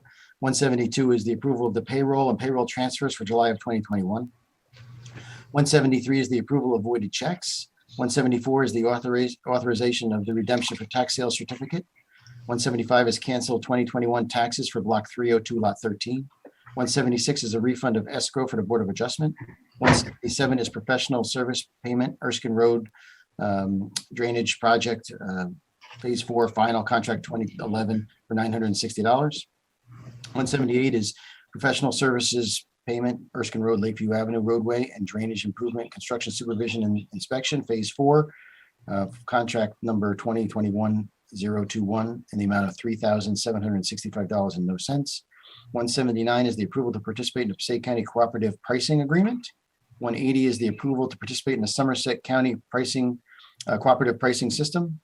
181 is the approval of a water credit account, and that's State Park.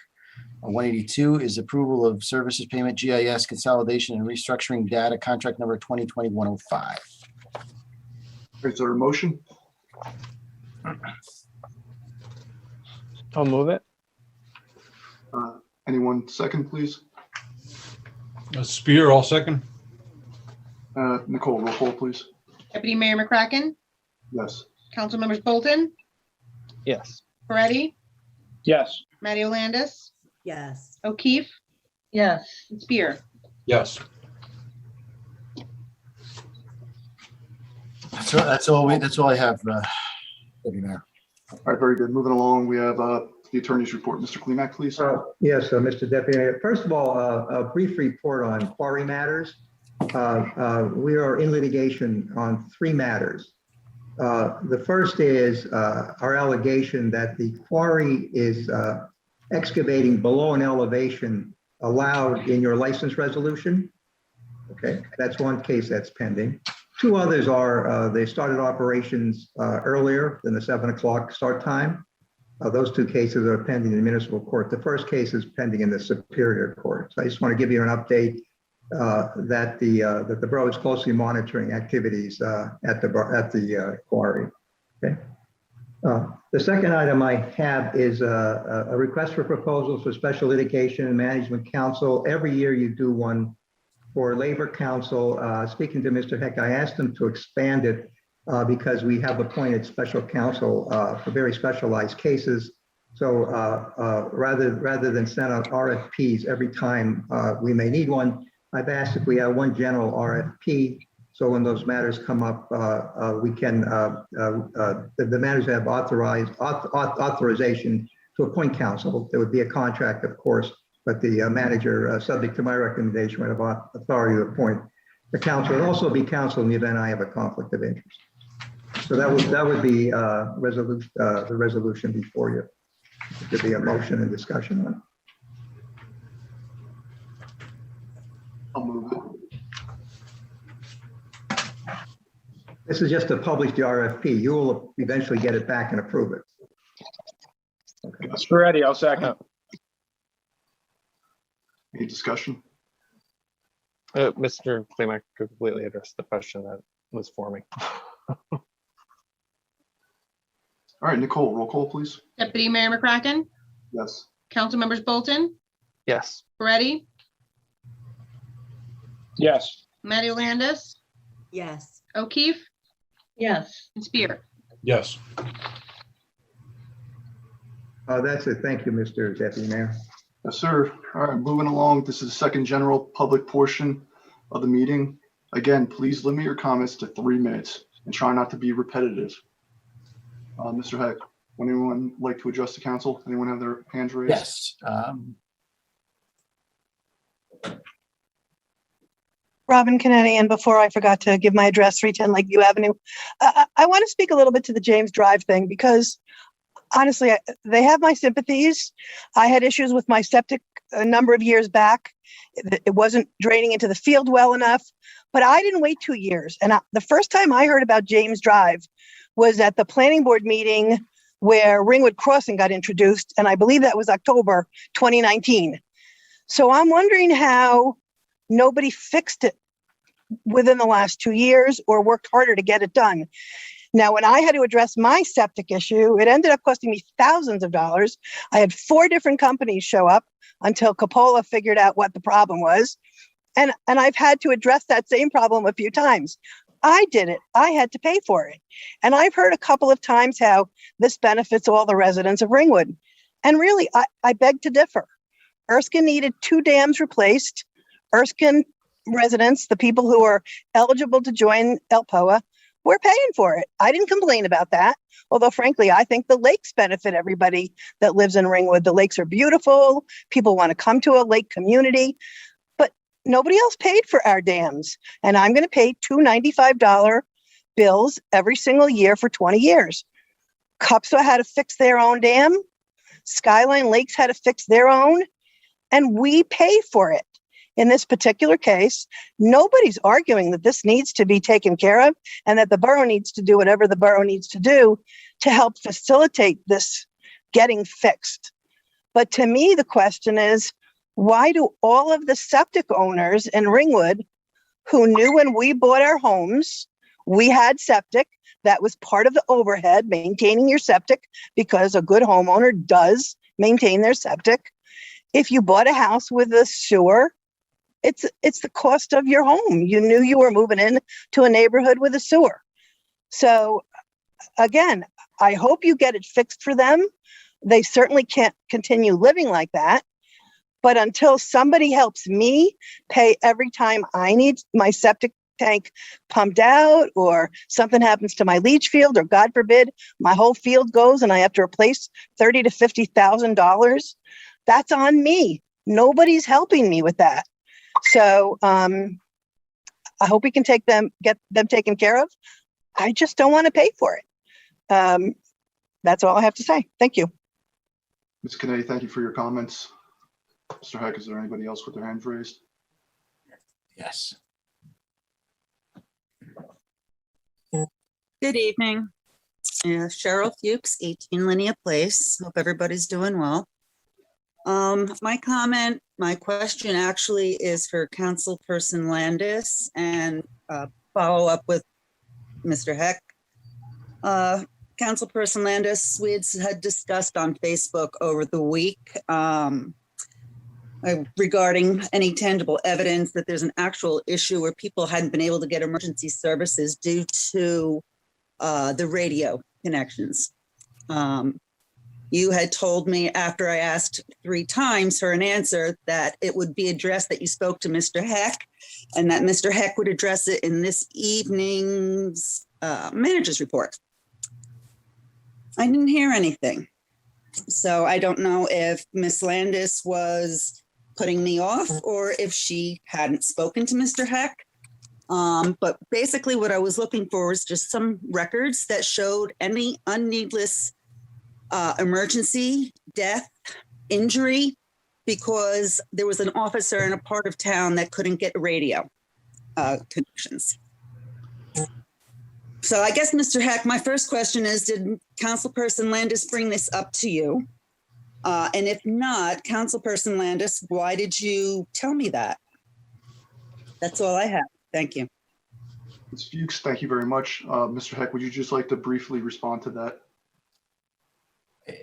Yes, certainly at the last meeting, I cited 3 very real examples of issues. I didn't cite all of them because I felt that was not necessary. I cited 3 very specific issues in separate parts of town where radio communication made a difference.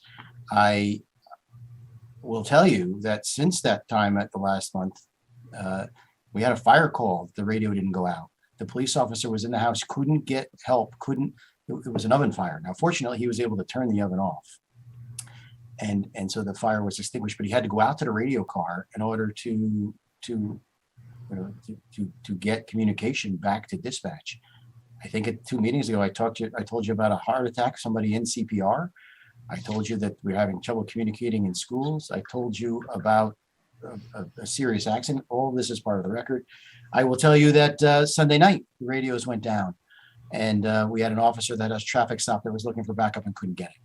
I will tell you that during the storm, I had to drive through a rather difficult mile of road to get to our tower with a DPW truck that probably barely got to this site to be able to reset the tower on top of Skyline Drive. So yes, there are very real examples, and Councilman Landis did talk to me about it, and I did talk about the radio tower in this discussion tonight because there was so much misinformation out there.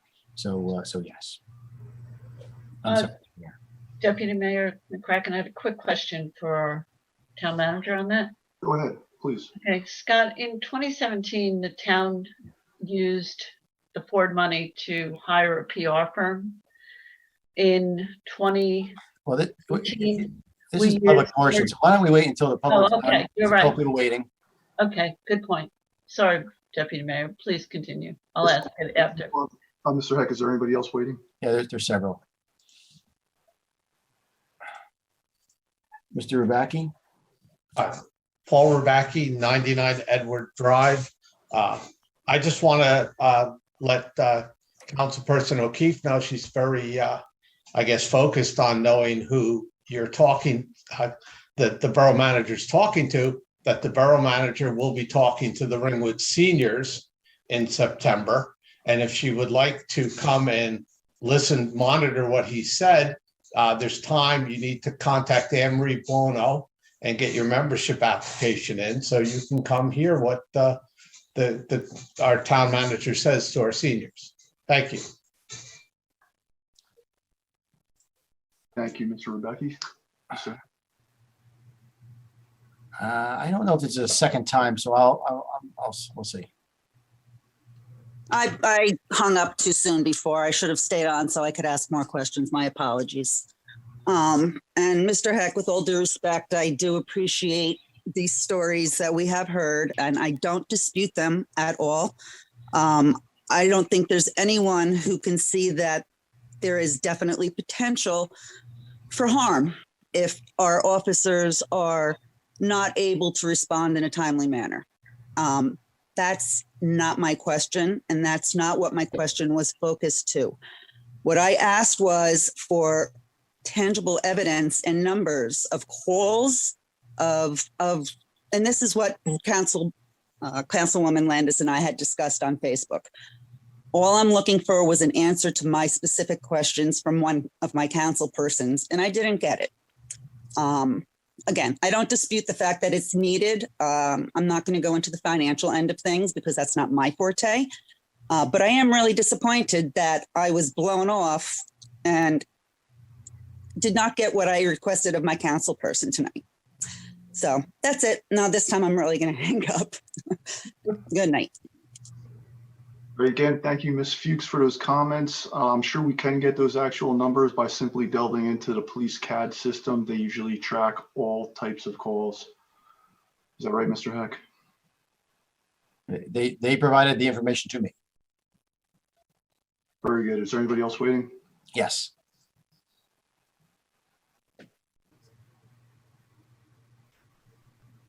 Just state your name and address for the record, please. Yeah, Brian Sabatelli, 87 Alta Vista Drive. I'd like to just offer a comment in support of the police department and the funding that they need for police radios. I'd like to just offer a little bit of clarity to everybody and remind everybody that police officers don't get paid for not necessarily what they do on an everyday basis, but what they may have to do on an everyday basis.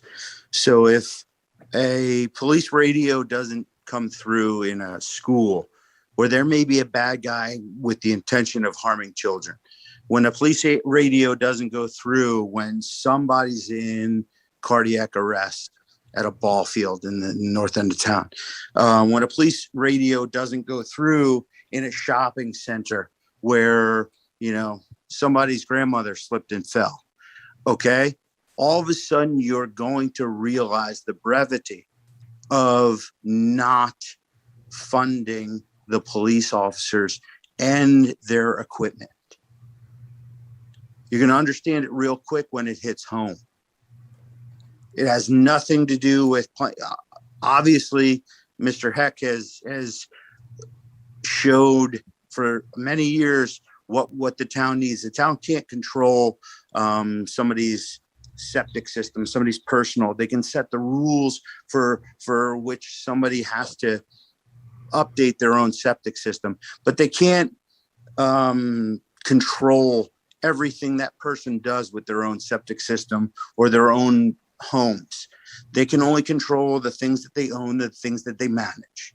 It's clear that the James Drive plant is something that the township owns and manages. They have to keep it up to a certain degree of standards. They got to pay for it. It's a certain bill. It's got to happen.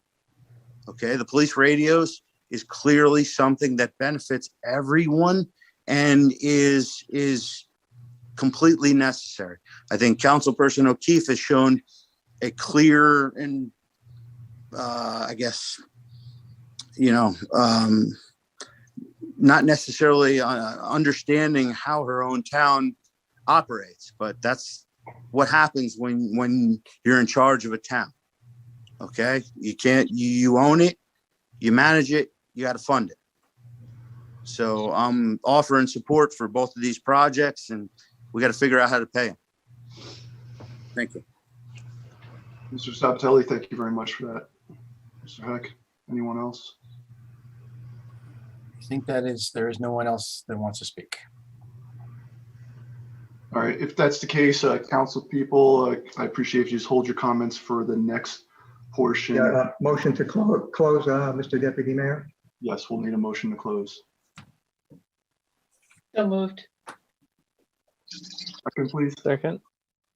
All right, roll call, Nicole, please. Deputy Mayor McCracken, Yes. Council Members Bolton, Yes. Peretti, Yes. Matty Landis, Yes. O'Keefe, Yes. and Spear. Yes. All right, next we'll roll right into the mayor and members of the council. Councilman Bolton, would you like to speak, please? Thank you. Sorry, scrolling through notes.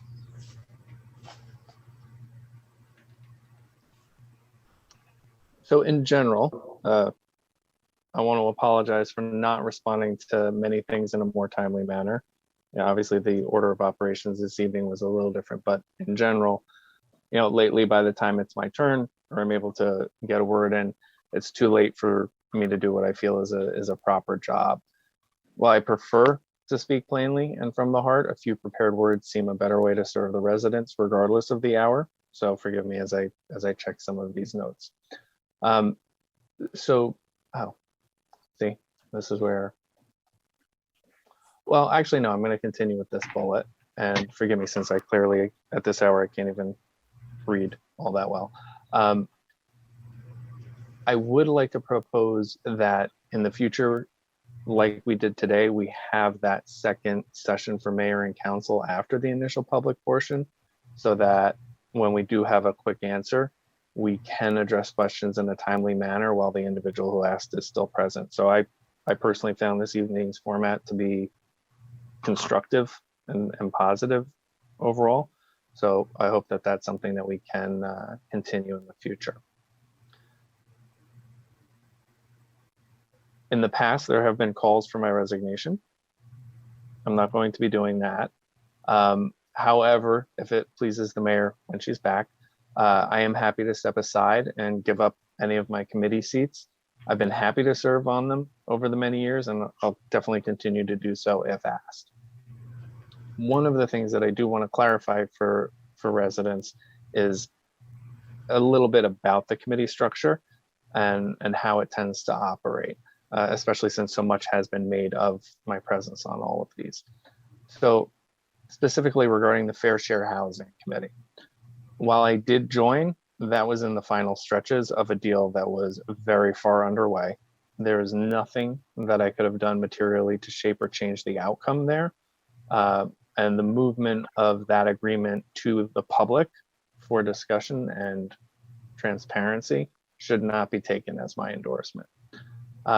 Scott gave a very good rundown of the finance committee. And from my perspective, obviously, we definitely talk about the budget and specific expenditures, capital improvement projects, the things that we think should proceed. But it is still also less likely, less formal than residents even now may picture. So we discussed these potential projects, estimated costs, considerations around the need, etc. But it's not as though there are minutes of these meetings, not formal votes, and not always a lot of supporting documentation, nor is it necessarily needed. But I've heard that expectation from a few residents looking for me to produce those, and that's simply not the case.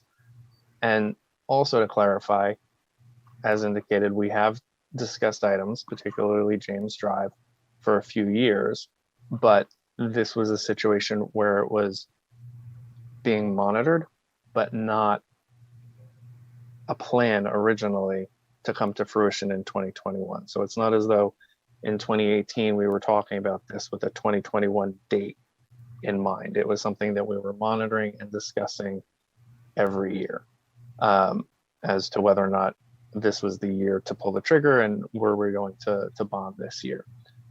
And in any committee, not every view makes the final cut. It's kind of the nature of the beast. Nor, quite frankly, should it be required in order for something to be brought to the full council and shared with the public. So since I've been on the committee, I've always been an advocate for pay-as-you-go paving. That's not the group's take or how we've approached things as a borough. I've also been consistently clear in my view that James Drive should be on its own, distinct, and paid for the residents that are served by it. And while we're assured that this is how accounts and funding can be handled, I do think that that needs to be explicit and binding in the structure of the bond. Again, that's not the way we proceed, and that's okay. I've asked for us to vote on things individually, and as Scott described earlier, that's not an option, and there are definitely pros and cons there. One of the things that I will clarify is that I did not know, nor was it clear that the bond council costs were incurred before the vote. And so one of the things that I would like to suggest going forward is that we have full votes and discussion on the line items before actually putting those line items out to bond council to actually structure.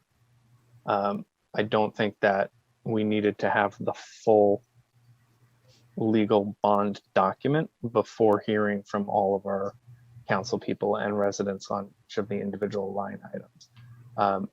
And I think that that would help save residents money, since we did incur those bond costs before actually going to the market, which is when I was under the impression we incurred those costs. To a point that Jennifer Larson had asked earlier, none of these costs do anything to hurt our credit rating. The only thing that hurts a town's credit rating is either the amount of debt that you have or issues in actually paying your debt, not how you spend your budget, such as a bond council line item cost. So as I believe I'd articulated in a prior meeting, I always do my best to represent my thinking and understanding of Ringwood's best interests during committee meetings and during council meetings. But it's not just about what I hear and what I think. It's about when I hear from residents, I have an obligation to take that into account as well.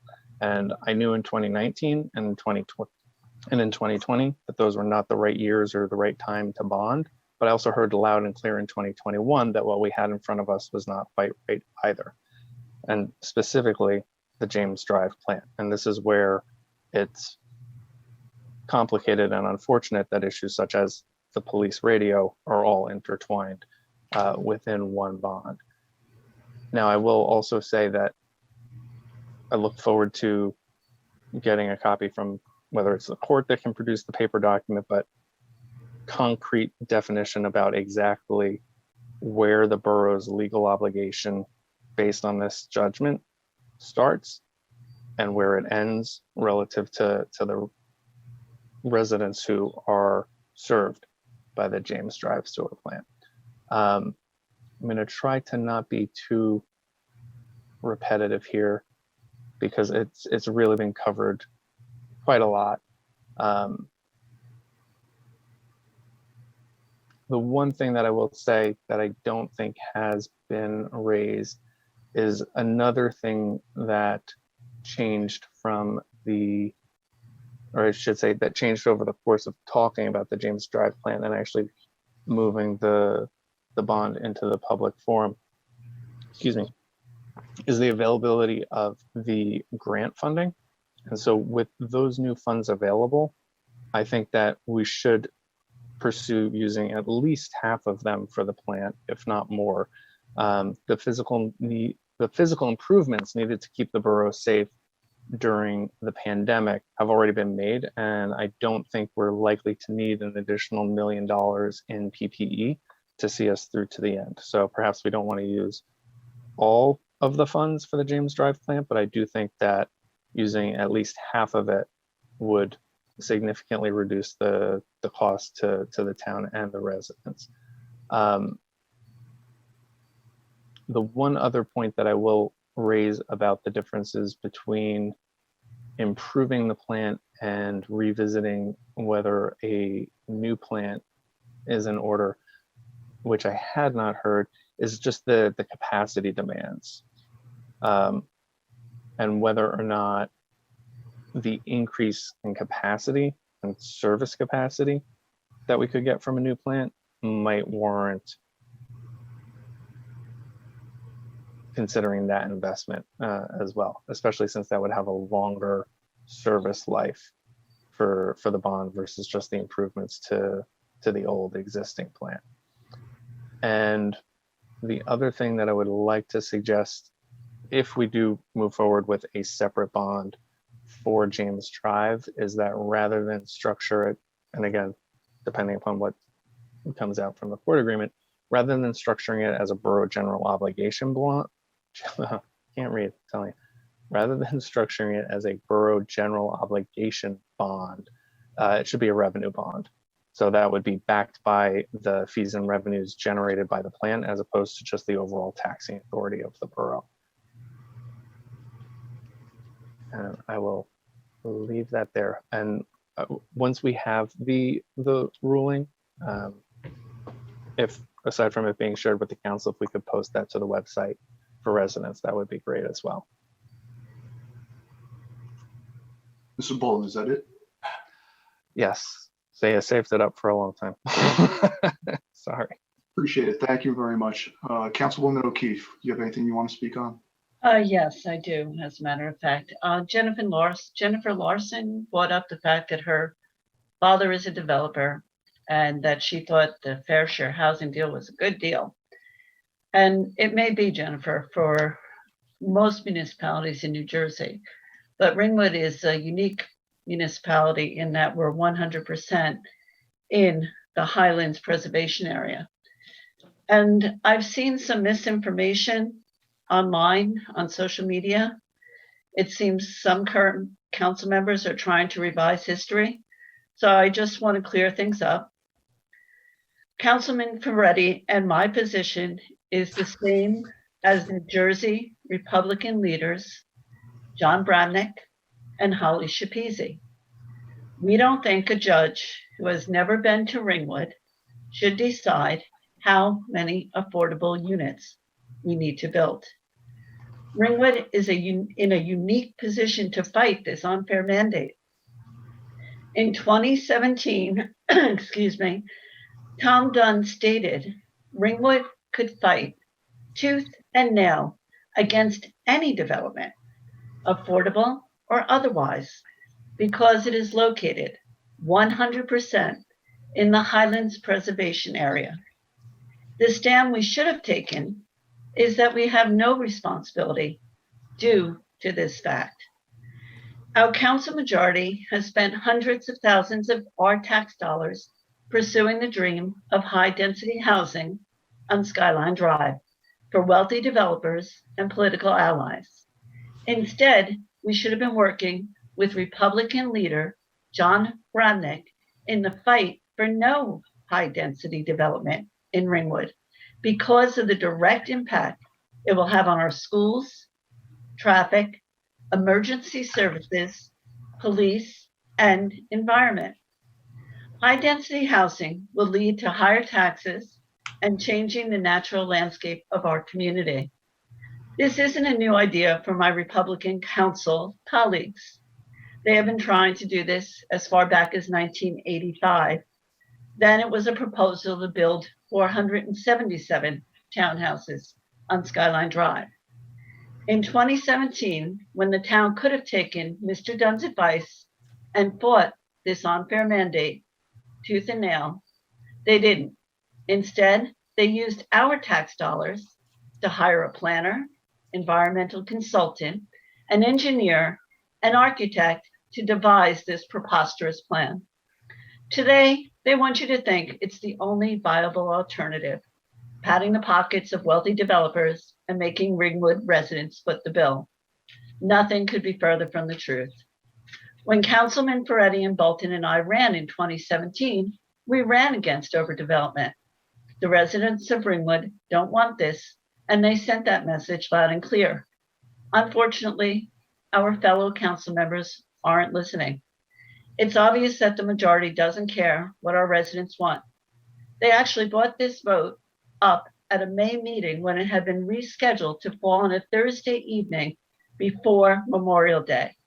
At that time, I recommended taking the fair share housing off the docket until the public could be involved in this important decision. They refused to do so. Using the standard ratio of 1 affordable unit to 5 market rate units, Ringwood would need to build 1,075 new housing units to meet the obligation of 215 affordable units.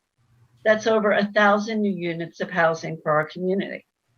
The current proposal calls for 2 4-story developments on Skyline Drive at Fieldstone and the CVS strip mall.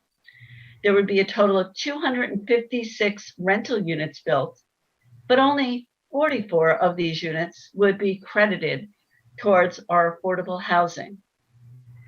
The plan is wrong for Ringwood. For starters, it calls for rental units, not owner occupied. This immediately changes the character of Ringwood, since currently Ringwood is 95% owner occupied. The people who live here take pride in our town and are fully invested. The units on Skyline Drive won't be owned by the families that live in them. They will be owned by wealthy developers looking to turn a profit. Are there better alternatives? Yes, there are. Should we be obligated to build any affordable housing? Of course not. We should have fought this tooth and nail, as Tom Dunn had recommended, and the number shouldn't have been 215. It should have been 0.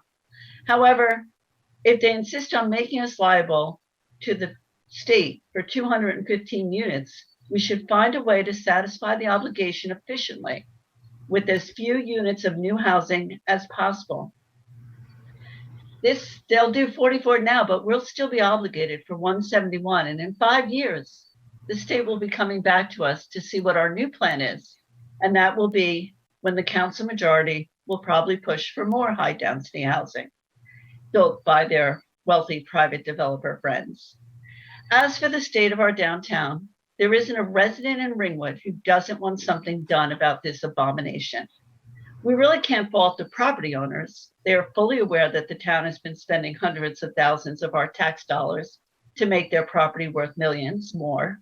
And some people say the town has let these properties fall into disrepair to further their cause. They seem to want residents to think the only alternative to what we have now is their flawed plan that will make them millions. For decades, our Republican council colleagues haven't held these owners responsible for even the most basics. We would like to see these relics of the past replaced with a shopping village with character that entices the many visitors who pass through Ringwood to actually stop and spend money here. Think about Warwick with Sugarloaf, or maybe Bearfort Village in West Milford. It's time we provide residents with a reason to shop local and give visitors a reason to stop and spend money. The plan they're proposing doesn't achieve either. Thank you. Thank you very much, Councilwoman O'Keefe. Councilman Freddie, do you have anything you'd like to speak on? Yes. Thank you, Deputy Mayor. Well, there's been a lot of activity on social media relative to the bond vote and everybody making comments, emails flying around. I see.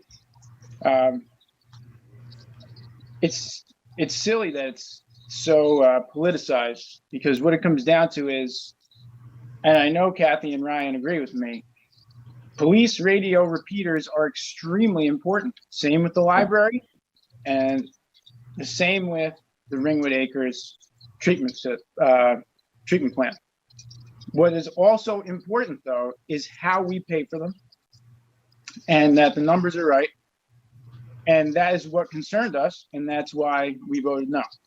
I am not just, before, just to be clear, I've always felt and have expressed before being a councilman, during being a councilman, and my time on financial committee, that we may bond too much. I felt we bond too much, and we should try for as many grants as we can get, as I've stated at the past meetings. But my time on the Financial Advisory Committee was 2018 and 2019. And although I've been accused of making this bonding plan, I didn't make this bonding plan. It was more about, at that time, we were trying to figure out where to make cuts because of our garbage and recycling bills going up by $250,000 a year, and the tax appeal by the reservoir. And so we were trying to make it so we could raise taxes the least amount possible for the residents at that point. And I do remember the James Drive treatment plant copper and zinc regulation issue being mentioned, and that we were going to need to address it. But it wasn't something that we prepared or that I designed or played a part in making that plan. Also, I felt my time on the Financial Advisory Committee was more a learning experience than it was doing the actual planning. And as Ryan mentioned, there weren't formal votes. It's more of a, as it is, advisory committee. We're advising on how we feel about what's going on and where we might be able to cut, or do we approve of the decisions that Scott and Debbie might be making at that time. So I don't feel like I voted against the plan I made. That's not what happened. And what, unfortunately, as was referred to by Mr. Marsala in the public portion, there's 3 things or maybe even 4 things wrapped into this one bond. And so if I don't agree with these things, I have to just vote no, which affects all of these things. True. I do believe, I could be told that I'm wrong, but I believe that we could get by with bonding for less for these things, and that we have the money in an account to pay for the police radios. So that should be taken care of right away, in my opinion, as I know a lot of people feel is the case. The James Drive treatment plant needs to be addressed. Absolutely. Is it failing? It's failing to meet the new regulations. Is it failing to work as it's supposed to work, like as it was designed to work? I don't believe so. Correct me if I'm wrong. But the affluent situation, where like when it rains hard, I am not clear on if that's being addressed when we do that with this bond, because we talked about 816,000 and we managed to bring that down to 590. That's fantastic. But the difference between the 816 and the 1.5 that I believe we were allocating for that out of the bond, is that addressing the affluent situation, or will that still be an issue? So if it is still an issue, maybe we should maybe we should be asking for more money so we can really address it and have this a 20-year fix or what, long-term fix. That all said, the library, the third issue is it looks like we have that paid for, or we have $134,000 gap, if I understand correctly. It's fantastic that the library had the fees and that we were able, Debbie and Scott together, through hard work, come up with the $200,000 difference. Maybe, again, we can manage to bond for not as much, because it's most important to me that Ringwood, not Team Democrat or Team Republican, Ringwood gets the most benefit long-term, meaning how many people are going to be able to still retire and afford to stay in town? I feel the less bonding we do and more pay as we go, the more likely we have stable tax rates, and that's something that's more sustainable. So that's my position on the whole bonding situation. I am not against bonding for the James Drive treatment plant, but I do need to be convinced that it's the correct amount and that we're doing the right thing in how much of it we'll be fixing or replacing. So that's my stance. And past the bonding issues, I would just like, as COVID is ramping up, to wish everybody safety. Please be careful, whether you're vaccinated or not. Exercise caution, please. And best of luck to everybody entering school. Be careful. All these kids are going to be at the bus stop and new to it, a lot of them. God bless everybody. Thank you. Thank you, Mr. Freddy. Councilwoman Landis, would you like to speak on anything? Yeah, sure. Thank you so much.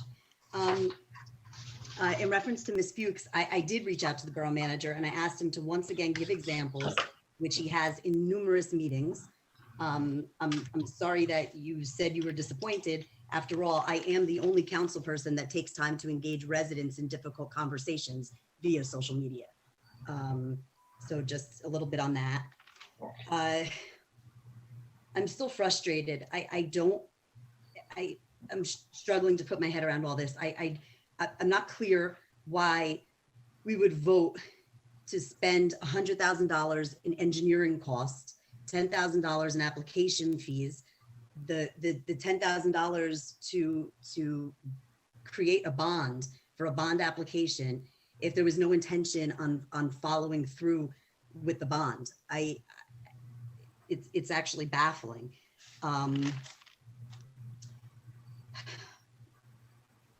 All these things and concerns that I'm listening to everybody bring up here, right?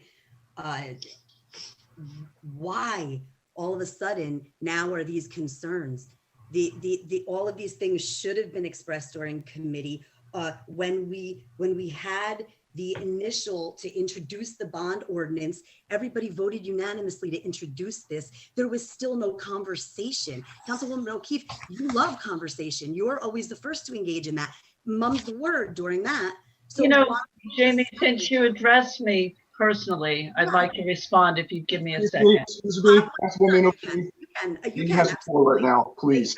I am addressing that because you like that. You love dialogue, which is awesome.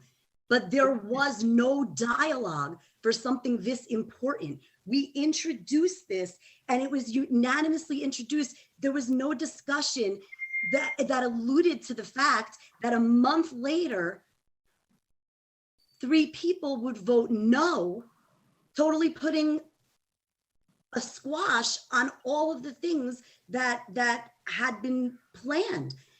All of these things were no secrets that they needed to be done. So it just, I don't, that's probably what holds me up, which is my biggest hang up, is that it was introduced and there was no conversation in regards to any of these things. And then all of a sudden it doesn't pass. And it's like, well, we should have looked for grants or we should have done this. It's interesting. Councilwoman O'Keefe, you addressed the whole fair share thing. We've been fighting this fair share mandate. That's why we've been in litigation for 6 years. You should have if that's your stance, you recently are on record as saying Ringwood has a need for affordable housing. 215 units is a drop in the bucket. We can go 100%. So, you know, we have been in litigation to minimize that affordable housing obligation. So it's frustrating. That's all for today. Thank you. Ms. Landis, thank you very much for that. Councilman Spear, would you like to speak on anything? Yes, thank you, Mr. Deputy Mayor. Yeah, a couple of quick points. Number one, regarding the James Drive sewer plant. When I first got onto council, it was told to me this way. There was a lawsuit back in the day. It was settled, and the way it was settled is that the James Drive residents would pay what would be comparable to the costs of a septic system failure. With that, they wouldn't be on the hook for the entire costs of the plant, but they would be put on the same footing as everybody else in Ringwood, having to maintain a septic system. The sewer rent, I think they pay $1,200 a year. After 25 years, that's 30 grand. It's about in the ballpark of a septic system replacement. This sounded fair. This has been my understanding now, that this has been going on since 1994. And this has been the way that we've all been living together, you know, in harmony.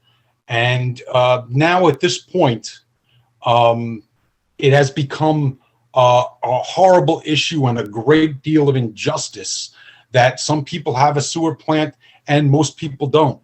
And there's a whole lot of ancient history in there that is pointless to dig back up. But what the basic facts of the matter is, the folks in that neighborhood wind up paying approximately the same amount of money as somebody would if they have to possibly replace a septic every 25 years or so.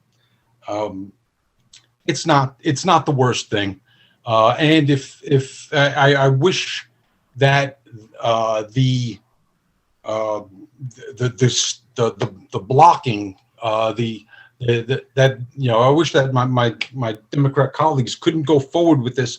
If they could have expressed that at an earlier point, we could have started hunting down these documents at an earlier point, because right now we don't have those original documents, oddly enough.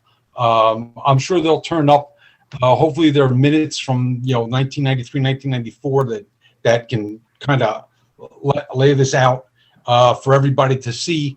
But regardless of whether or not those documents are there, that has been what the practice of the borough has been for, I don't know, for probably 8 years before I moved here and up until now.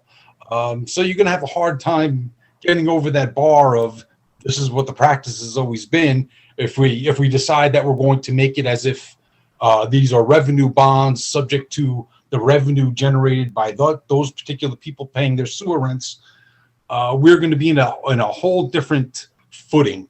I think the borough would have a hard time explaining why it's doing that now at this juncture after operating for 25 years or more in a different way. I don't think that's going to work. And I think it's just pitting one neighborhood against another. And it's unfortunate. And but it's, I'd like to move on from that. Also, I don't want to talk too much about the specifics of the emergency radio, emergency communications, and the difficulty of emergency communications in the borough. I don't really want to speak about it too loudly in public. These are issues that we recognize.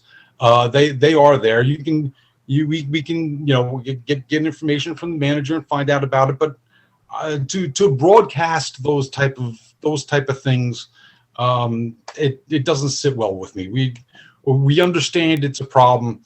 The chief has documented it that it is a problem, and it's been a kind of a continually gradual degradation of the communications that we have, and we're dealing with it appropriately and studying the problem, and we've isolated a solution, and now it's time to put a funding mechanism into place to deal with it. And this is what we should do. This is the way. This is the road we were going down until that rug got pulled out from under us. And also, folks, every municipality in the state of New Jersey has had to deal with the affordable housing lawsuits. This is everywhere. To date, nobody has beaten them. The only municipalities that might get a 0 number are your inner cities. Nobody's getting a 0 number. If you've paid any attention, if anybody's paid any attention to what's been going on in local news for the past 3 or 4 years, you will find municipality after municipality and borough and town, and everybody's getting hammered with this affordable housing stuff. To say that you share the same opinion as, you know, a state senator and assemblyman is a meaningless statement. I probably share a couple opinions with them. It doesn't matter. Their opinions are not driving this. Their opinions have no value. They are not dictating the policy. The policy has been dictated. It has been handed down to us by the courts, and we have to comply. If we do not comply, things like losing the jurisdiction for land use matters. That kind of stuff happens to you if you do not comply with this judicial process for dealing with the affordable housing, fair share housing center lawsuits, whatever you want to call them. I keep saying COA because that's what it was.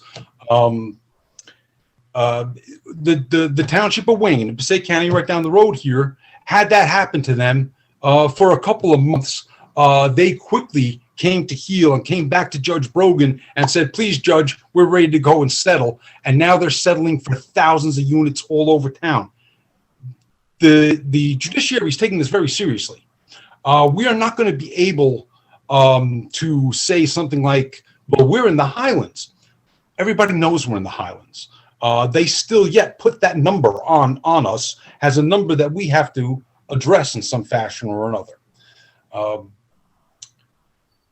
The Highlands regulations, you can get waivers from the Highlands regulations for 100% affordable housing.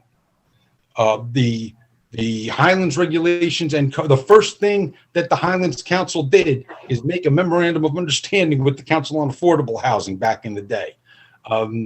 So trying to fight that is not likely to work. Everybody recognizes where we are.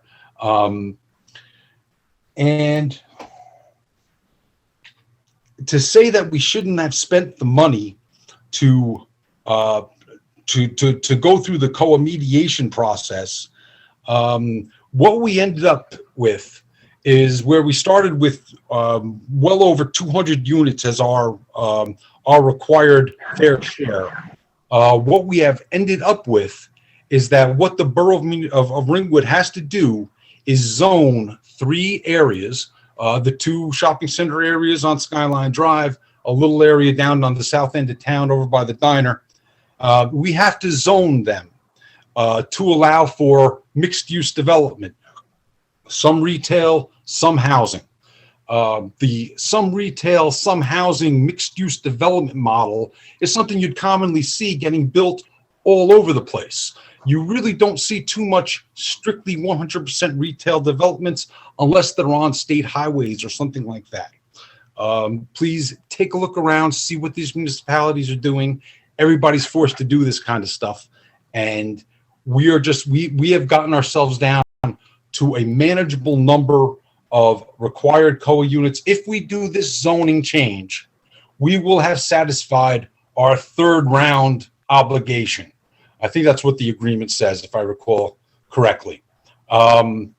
We first applied to with a third round COA plan, I want to say 2005 or so.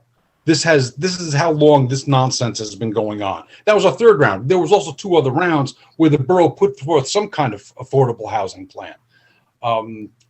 It's ludicrous to think that we can just pull out now and say, yeah, guys, you go do that, but we're in the Highlands. We won't do anything. That's not going to work.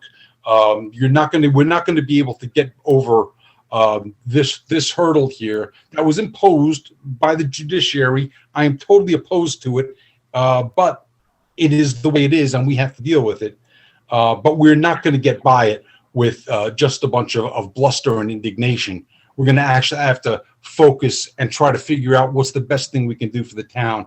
That's what we've did, and that's where I'll leave it for tonight. So thank you, Mr. Deputy Mayor. Mr. Spears, thank you very much. Appreciate it. I guess that leaves me. And I could say, to avoid being repetitive, I'm not going to speak on the bond issue or affordable housing, but I do share the sentiment of my fellow Republicans on the council. First, I'd like to remind everybody that we're approaching a day that will also live in infamy. September 11th is right around the corner. So I appreciate it. And I think everyone should really take some time out of your day to reflect and remember that fateful day. If you have children, talk to your children about that day. If they weren't born yet, tell them what happened on that day so that the men and women who perished that day won't be forgotten. Now, this is going to be really difficult given tonight's discussion, but I'd like to end on a positive note and reflect on some of the positive things going on in town. I heard earlier from Mr. Heck that 98% of our seniors over the age of 65 are fully vaccinated. I think that's absolutely incredible. During the pandemic, our health department, police department, and first responders remained steadfast in their commitment. They should all be commended. They did a great job. And equally as important, our children are returning to full-time in-person school, and our fall sports programs are starting up again. That is absolutely fantastic for our children. So just to wrap it up, go. Mr. Deputy Mayor. Mr. Deputy Mayor, normally I do not comment at this time, and especially after your very nice remarks. I want to correct something on affordable housing. I think it's important, and I apologize for intruding. Our plan that's been in 6 years of litigation is as follows. It would provide for 36 to 44 affordable housing units. That would, at a 5-to-1 ratio, as you know, there are market units and affordable housing units. There's 4 market units for every affordable. That's approximately 200 or 210. That would be spread over the 2 shopping centers and an area of down on Greenwood Lake Turnpike. Okay, that's about 6 units, 7 units to the acre. If you look at garden apartments, they're like 15 to 18 units an acre, just to give you an idea of how sparse it is. And it would be combined with shopping. It's an innovative design. The figure 1,000 units, that is not anywhere in our plan. That is not before the judge. That's nowhere. The figure 215 affordable housing units came from a decision of a judge in central New Jersey, where she allocated, after a long hearing, allocated units to every town in New Jersey, including Ringwood. We don't accept that figure. That's why we've been in litigation so long, to reduce that figure. This figure we are settling at, and we're asking this judge to approve, is 36 to 44. Okay. Further, and we've been led in this litigation by Mr. Tom Dunn, who's been cited. Okay. Mr. Dunn is one of the most highly respected land use attorneys in New Jersey, as is this firm, and we've also utilized members of his firm. They've guided us in this. They've recommended this as the best deal for Ringwood.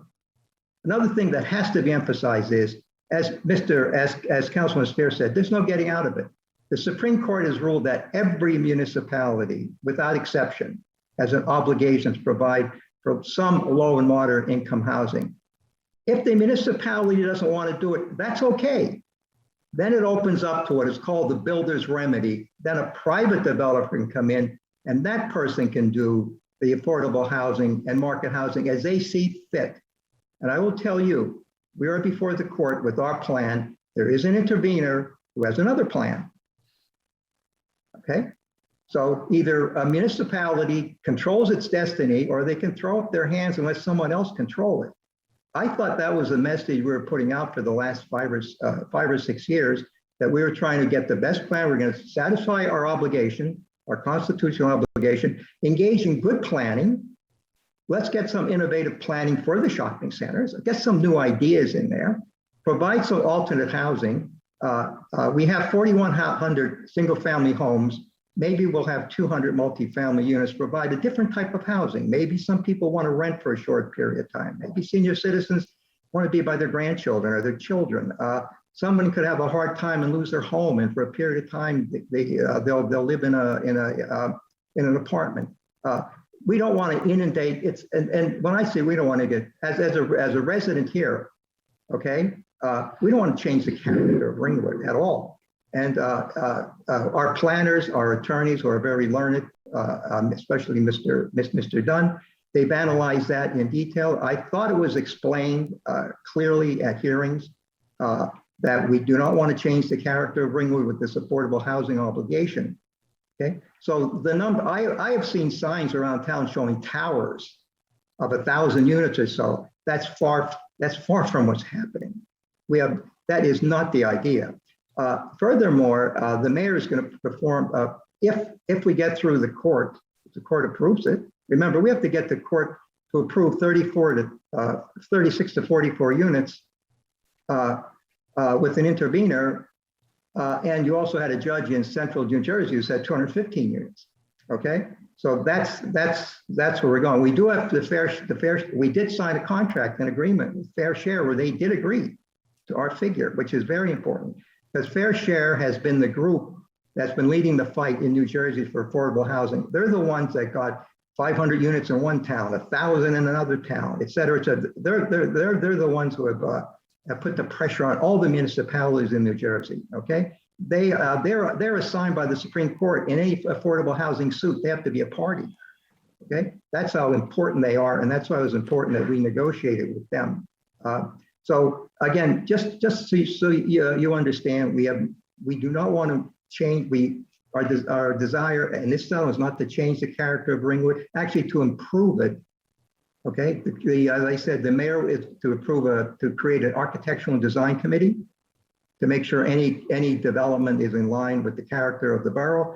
And if we could keep it to 200, 220 total multiple family units out of 4,100 and restricted to about 30 acres out of the 17,000 acres, which is Ringwood, 17,000 acres. We keep it to the 30 acres.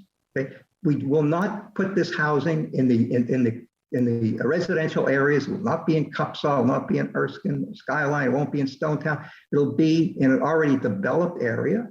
And under the Highlands, that's where you put new stuff in developed areas. The Highlands says, don't go to undeveloped areas. Keep them pure and virgin and forested and woodlands. And that's our idea. I had hoped that message was out the last 4 or 5 years, but they are the assumptions that Mr. Dunn and the rest of us we were working on there, and we thought that was the commission from the council. That was the council's mandate. Okay, thank you. All right, Mr. Clement, thank you for that clarification. I tried to get it out before, but I got.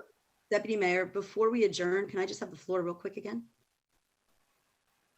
Sure, go ahead. So I'm sitting here, I've listened to everything. I've been sitting here really absorbing.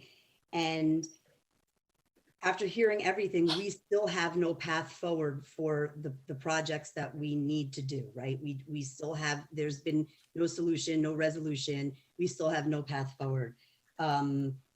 So I, in good conscience, can't sit and let this happen another month, right? So this is, it's not sitting well with me.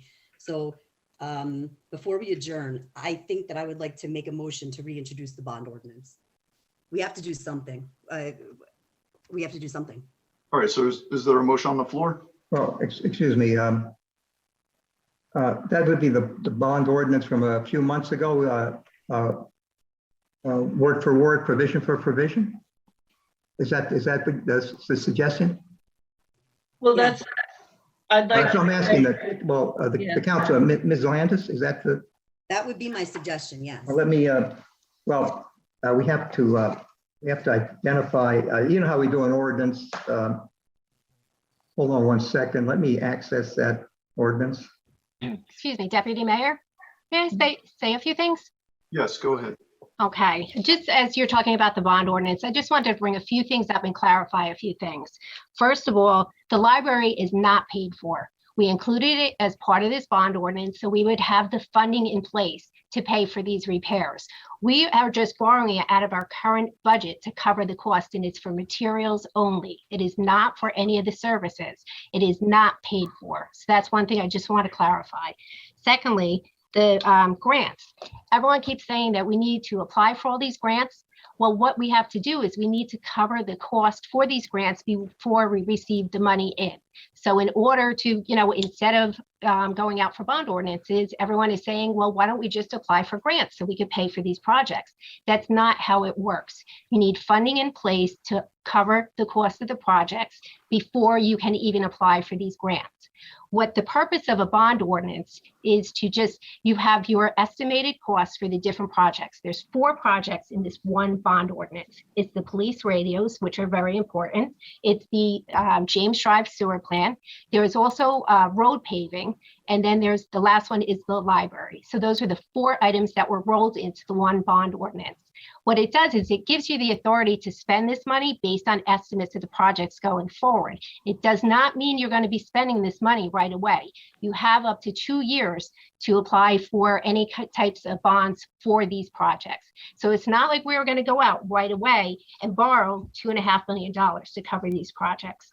The second part is there was a second bond that was on there for the water department that is not paid by taxpayer funds. And for some reason that was voted down as well. And I don't understand why that was not given the okay along with the other bond ordinances that were introduced. Then funding for the bonds, what you could do is you can go out for bonding, or you can get bond anticipation notes, which is temporary funding, and that would just cover the cost. You do not have to start paying them down till 3 years after the initial note is authorized. Those are, you see that every year when we do the bond anticipation note rollover, that's temporary funding. Now, if you say you want to borrow $1.5 million for the sewer plant, we only spend $1 million. What you would have to do is do a resolution just canceling the balance of that bond ordinance. It does not mean that the borough is going to be liable for the entire amount. I just wanted to clarify a few things that have been coming up because there's just been so many different stories that have been out there. So thank you for letting me speak. No, thank you very much for that clarification. So right now we have a motion on the floor. Well, this is so we're clear. Debbie, can you produce a copy of the bond ordinance of a few months ago and somehow get it on the record? Our ordinances proposed ordinances have to be in writing and on the record. Could I ask a question of Jamie Landis and her motion? Go ahead. Thank you. Jamie, since the original bond that we had before failed, why would you, and the numbers have changed. We had Scott discuss the numbers changed for the James Drive plant. We talked about replacing it. We talked about revenue. There's different ways that we can structure this that it might pass. Why would you just push forward the same thing that failed to see it fail again? Isn't that just, Councilwoman, a waste of time? Well, quite honestly, it appears that 2 years of committee and a month of introduction and trying to pass it was also a waste of time. I'm of the mindset here that time seems to be of the essence. We're hearing all these things, and there are no other solutions being brought forth. Well, that's what Scott had just recommended. I'm sorry. There seems to be no other resolutions. I've seen no correspondence with how we're going to work together to fix this. I've seen nothing. So right, I hear you. Okay. But I also heard the town manager say that he was going to call the financial committee back into session to come up with a plan forward. Could you give him that opportunity to do that before you just reintroduce what has already failed? Well, right now, there's already a motion on the floor, right? It hasn't been seconded. It hasn't been, but I would give that, but that has to be done sooner rather than later. Well, I think Scott said he was going to do it now that the 60 days were up, unless I heard wrong. You did. Mr. Heck, can you clarify, please? Debbie, Just can you a find Dick Klimek's looking for the bond. Can you find it for him? I'm sorry. I found the bond. I located it. Okay. Now, I'm sorry, Deputy Mayor. What was your question? I was going to ask you to clarify, but you know what? I'd really like to hear this vote go forward, because I'd like to see if anybody's been swayed after all the additional information has been thrown at us and the clarifications have been made. So we have a Procedural question. If the introduction fails, is it then another 60 days? Technically, if the introduction fails, okay, all right, it's whether the adoption fails. So the answer is no. Okay. All right. Now, just again, based on what Debbie said, bonds are quite often misunderstood. What Debbie was saying, this is like an equity loan. You get an equity loan in your house for $100,000. You may only spend 20. All this does is authorize the monies. Now, for instance, if there's something here for a road, well, a penny isn't spent unless it comes back to the council. And there's a resolution prepared by Mr. Heck. I would like $82,000 to pave X Street, and you can vote no. All this does is open up an equity loan in a sense where you can access that. Okay, as Debbie said, you could borrow $1 million, spend 200,000. I think that was her example, and then you just cancel. You cancel your equity loan in that sense. All right. This doesn't commit you to any. This doesn't commit you to the expenditure. It does give you the appropriation to operate under the assumption of that expenditure. To when Mr. Heck said enter into a contract that you would approve, he doesn't enter. He won't sign a contract for a sewer, for a $200,000 sewer or HVAC at the library. Okay, contract would be prepared, would be bid if it's a certain amount, and then it would come back to you folks. I just wanted to clarify that so everybody understands what a bond ordinance is, because even in my discussions running into my fellow residents, some people were saying that we're spending that money, and I just want to make it clear that it's an authorization to do it. It doesn't mean you do it. The council still has a continued financial obligation to make sure that money is properly spent and prudently spent. You have that obligation no matter what the bond ordinance says. Okay. So, just an additional procedural question, and thank you for that. So sticking with the line of credit metaphor, the line of credit requires a supermajority of any body in order to open. Yes. Correct? Yes. Then spending against it is a simple majority. Yes. Correct. Yes. Okay. So just to clarify a distinction where, we are talking, and just being frank, we're talking as though authorizing tonight, we as then individual minority members retain the same influence over content and spending, which is just simply not the case. Well, so that's we can open. I'm just clarifying in terms of the numbers, because from an operational standpoint, the influence at this moment in time goes away once the line of credit is open. So what you're suggesting is that you politically want to hold this up so that you can control what happens. That's what you're suggesting. No, not politically. What I'm saying is we're talking about financial responsibility with the residents, and we're saying that if you open the line of credit, you then can direct how it gets spent going forward, and that's not the case. That's not as an individual. That is the case, Councilman. Every council, I don't go under the assumption that every councilman only votes from a political standpoint. If there is a contract for X dollars to repair something, the presumption is it has to be in a democratic society that everybody's looking at it prudently in the best interest of the community. I don't know why it would be a partisan issue. It's not a partisan at that issue, but stage. But I mean, I think disingenuous. you're implying it's a partisan issue, Councilman. No, It can't no, be. I'm not. What I'm saying is that for years, and we'll see what the court record shows regarding James Drive, I've made my view abundantly clear that James Drive costs should be borne by people who benefit and can avail themselves of that service.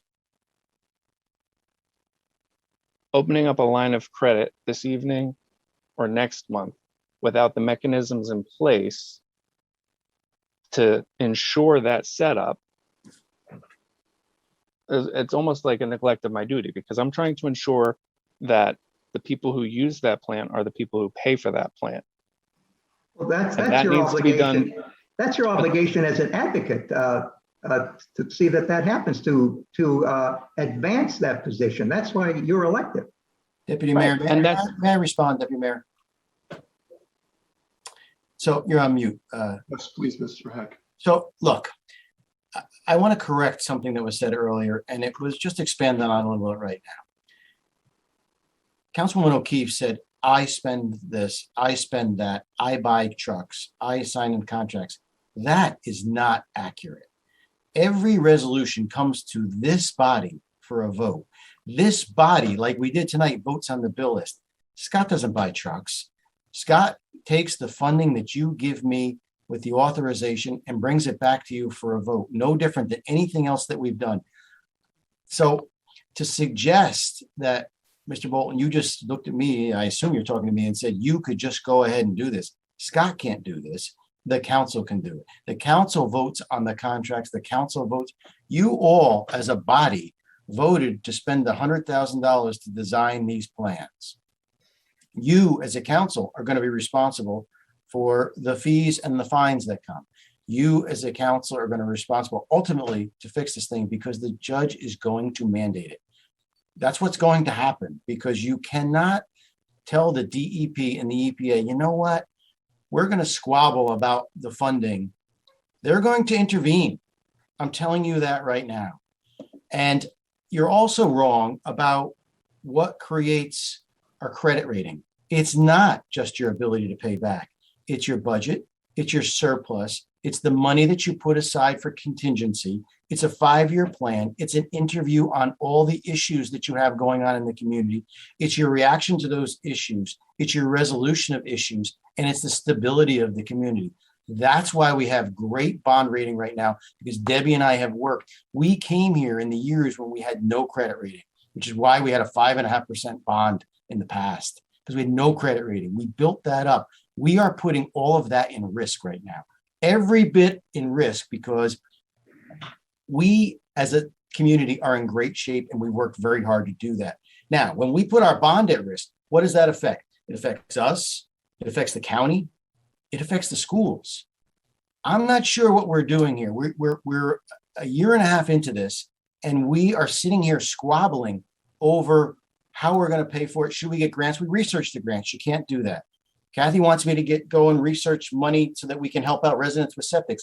I'm telling you, Debbie and I can't do another thing until we resolve these 5 issues, because this is occupying too much time and we're putting this town in a position of risk. It has to end. And so, Mr. Bolton, are you suggesting that we take the American CARES Act, Rescue Act, $638,373.51? That's the check we received this year. Are you suggesting I use that for the sewer plant? Before you say we should take that money and use 50% of it, this is 50% of the money we're getting. I have it in front of me. Is that what you're suggesting? We need to do something to solve one of these problems. Something. So I don't know where you want to go, but this is insane. So point of clarification. I join on my phone for audio quality. Right. So I only see one person at a time. So it wasn't necessarily looking at you, I was looking at whoever spoke last. Knowing that, because, and this is great, because this is the grant, or one of the grants that's an exception where we have to spend it first. It's just money that was sent. Knowing that it is eligible, that the plan is eligible for this type of infrastructure investment, it seems like a good fit to me. You know I that the don't know rules what- aren't done yet, though, right? You know that we're only in the interim rules. The final rules are not out. You know that, right? For that grant. But under the interim rules, this would qualify. And while they may get more specific, it's highly unlikely that they would send money, say you could spend it on X, and then remove X from the final. You haven't watched Congress in action. That said, I'm not sure what alternative plans we would propose for the money. Certainly open to suggestions and discussion on that, but we have a need and we have an available funding source. I would think that that would be a smart and appropriate use. But again, that's just me. And if we redo these bonds, the problem is if you change the bond, you have to go back to the bond council. Debbie, describe the process. You have to go back to the bond council. You have to apply to the DCA. You have to send your records down there and you have to get your auditor back involved. That's correct, yes. You Start from I think we scratch. should, yeah, and I think we should hash all of this out before we go to them, since we won't get the rate until it goes to the market anyway. We thought we can did. talk. We thought we hashed this all out, just so you know that. Yeah. More fully and publicly, get the final elements. So I think, and again, looking to hear from the public as well, but pretty sure we don't want the roads in there. We do want the radios in there. And I would still like to see James Drive as something separate structurally, so that that is handled completely separate and distinctly. So yes, it will incrementally increase costs to have two packages of bonds, but I think that those clean lines and accountability will put a lot of residents at ease and be fair. Now, if it comes out that the court case says that none of that is okay, let's wait, let's find that paper, and then maybe it does all go back into one. I'm not suggesting that we violate the agreement from 1994, but I would like concrete evidence of what that agreement was, as opposed to just going off of tradition. Not going off tradition. I'm going off of the minutes read into the record. I don't have the agreement. I have the minutes read into the record. I suggested to you earlier I summarized them. But you know what? I'm done talking. You guys do what you're going to do. Just know there's consequences. And unfortunately, those consequences are coming. Understood. And if fines have already been levied, if you could share those with us, that would also be Fines usually come a helpful. year and a half later. They don't come on, DEP and EPA don't send them right away. But trust me, when we violated the date that we sent to them in January, fines are coming. It usually takes a year and a half to get here. The same thing with I have shared the notice of violations with all of you. The notice of violations you have.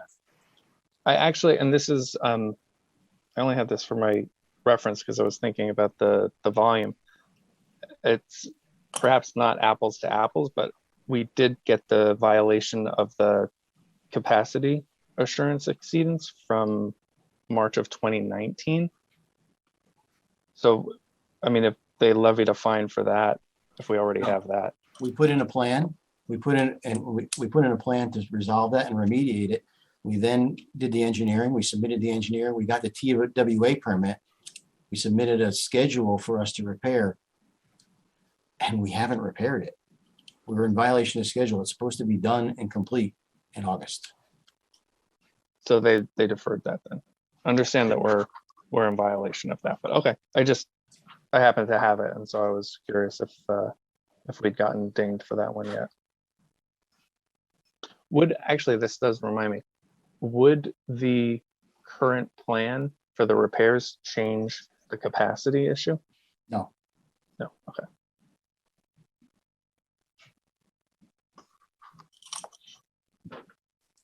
I'm sorry, Deputy Mayor. It's all right. So there's still a motion on the floor, I believe, right? Well, if there's still a motion, we'll have to recite the ordinance, and just 1 second, please. Mr. Buchanan. Okay, it was originally ordinance, I'm looking it up online. It was originally ordinance 2021.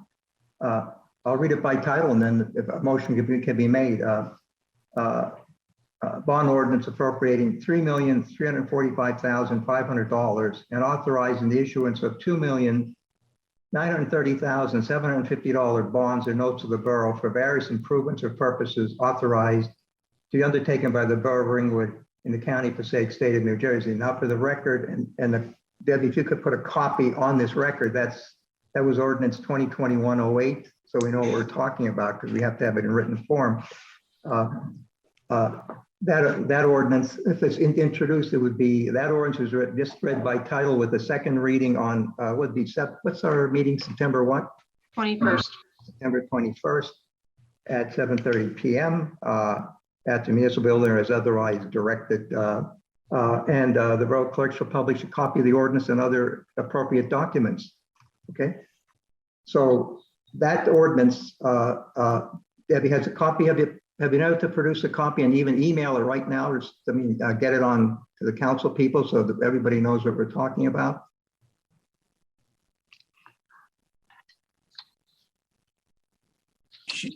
You want all the backup you're asking for, or just the ordinance, or the bond ordinance 2021-08?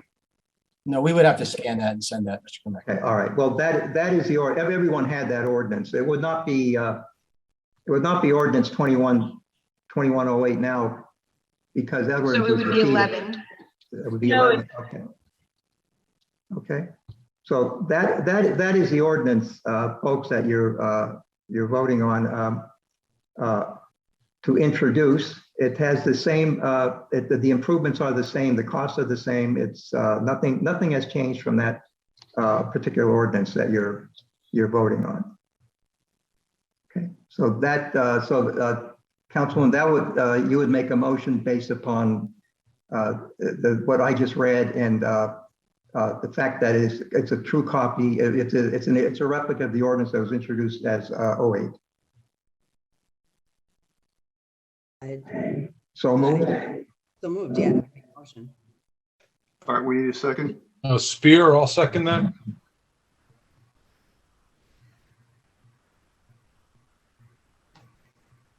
Roll call. Any discussion? Yeah. Is there any discussion? Yeah, there is discussion. First, I want to thank Councilman Bolton for laying out a plan to get to yes. And I think it was clear, concise, and easy to understand. It's 10:30 at night. This should be given the attention that it deserves. If you are sincerely, Councilwoman Landis, trying to get to yes, I suggest that you take the town manager's advice and have that meeting that he suggested. Have all of our Councilman Bolton's suggestions brought to the floor and find a way to yes. For what this appears to me right now is just a political exercise for you to keep pounding the desk, which isn't going to move anything forward. But if you insist, go forward. Thank you. Any further discussion? Yes, Mr. Deputy Mayor. I would just like to say, please, let's introduce this. Let's have that debate on September 21 at that second reading. At that point there, still needs 5 votes. And we can see if we can put together that, if the say the minutes of 1993-94 would be enough to satisfy the questions regarding the James Drive sewer plant. That would be a good place to go.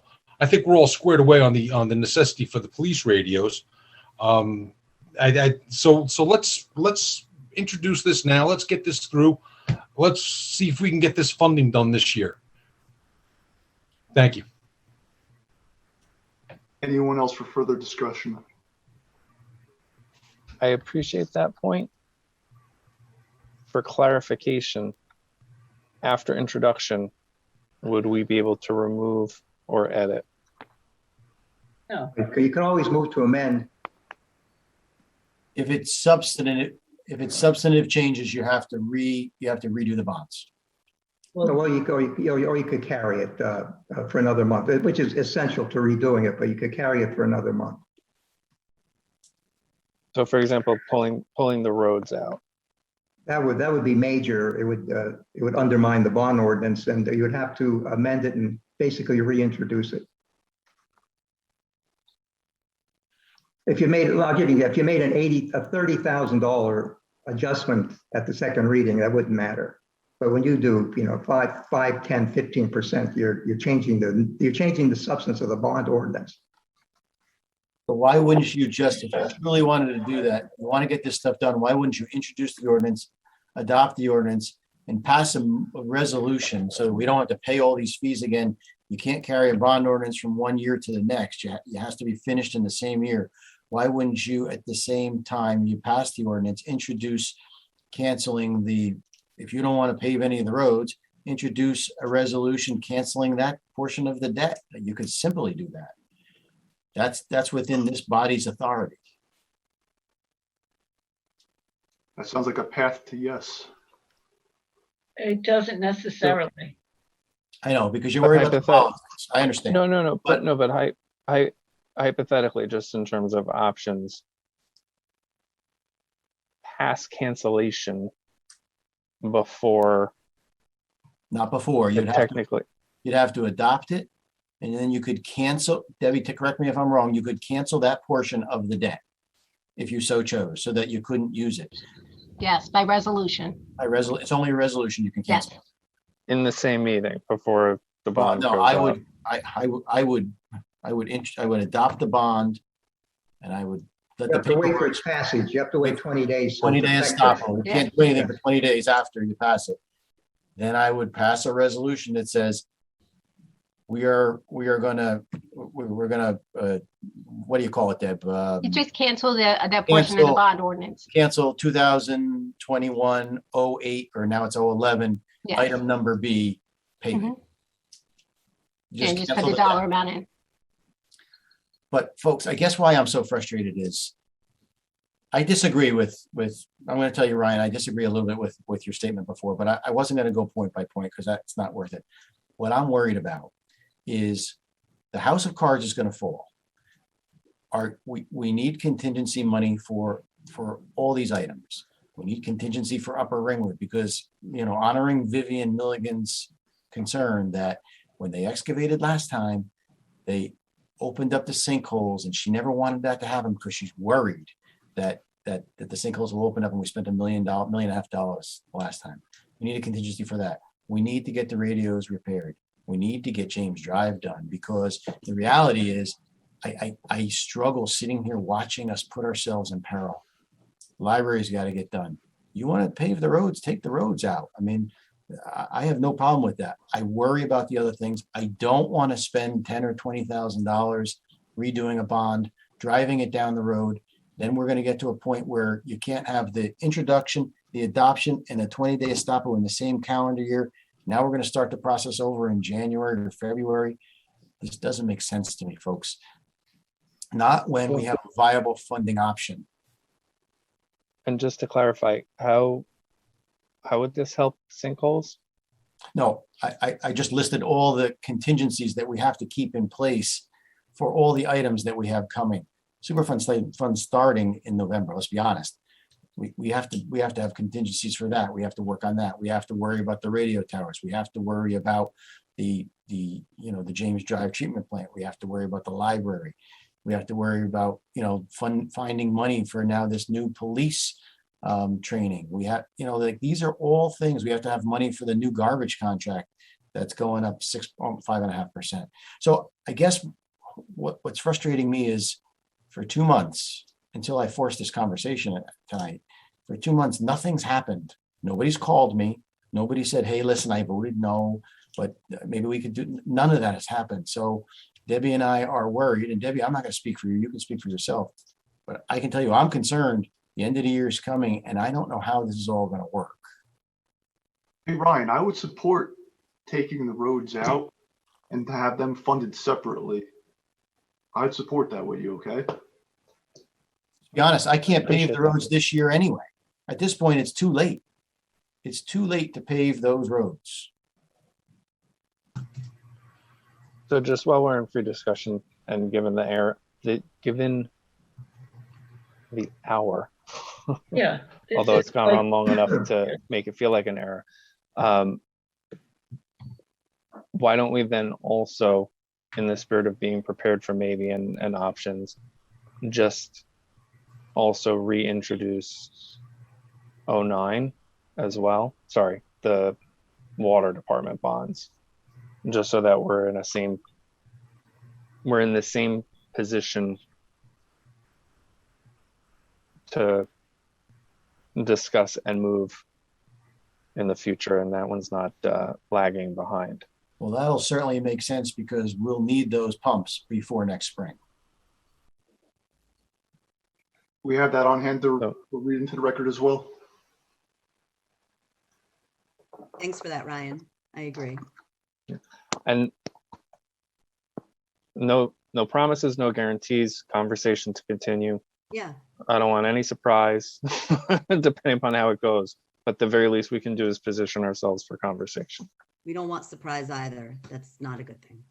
And next time, Councilwoman Landis, if you could start the conversation a little earlier in the evening at 11 o'clock at night. This is a lot to start delving into. I understand, Councilwoman O'Keefe, but this problem was created here, and we need to fix. We owe the residents some form. We of do, support. So and I agree again that we should have met. I'm sorry that you're tired. I understand, but no, we should have met as the town manager had suggested. Regardless of the error, I'm glad that we're doing this, and just in terms of format going forward. Yeah. I don't know. I don't know. Maybe it's a formal item. I find even remote having an actual conversation like this in a roundtable format far more constructive than everybody gets a turn to say their piece, but not a lot of opportunity for dialogue. I think it's good. I think it's healthy. I think it's good for the public to see, and it also is a lot easier to engage in the time and the space allocated for council business, as opposed to, the next morning after a late night, us then all having to kind of reach out and connect. I think this is a good policy and process. Agreed. And I could definitely appreciate that too. Now, my next question is, does Councilwoman Landis, can she amend her motion to include the water as well, or does she need to make a new motion? Or do we still need to vote on the motion that's on the floor? Mr. Klimek, you're muted. I have this bond ordinance, with the 4 elements. I do not have that bond ordinance before me on the water. It was 2021-09. Yeah, I have the wording for it in front of me if you. Can you get it over to me? Can you email it to me? Sure.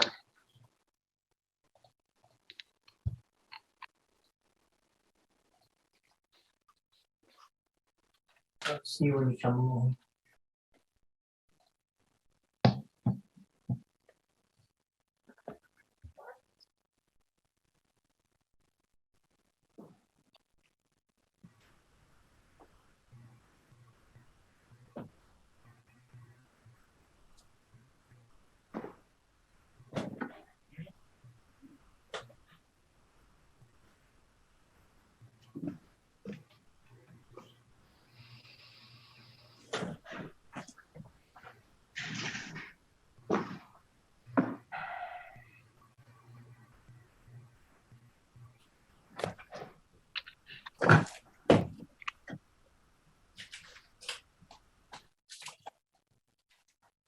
Okay, it's sent.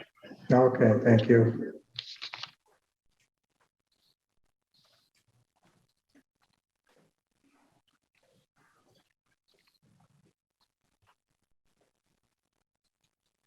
Okay, is it the desire of the council to consider this as a standalone bond ordinance, and this would be a standalone? Exactly the same way it was introduced the first time, right? That's what we're looking for.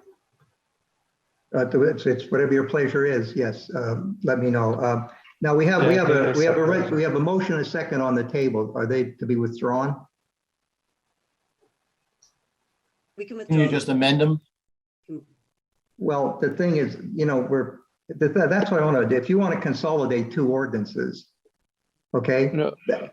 No, I think we want to just reintroduce it as what is without combining it. So if it's faster to just move forward the one on the table and then we can reintroduce. They should be separate anyway. Yeah, that's my point. Okay, I'm sorry, I thought you wanted to somehow combine them. Yes, okay.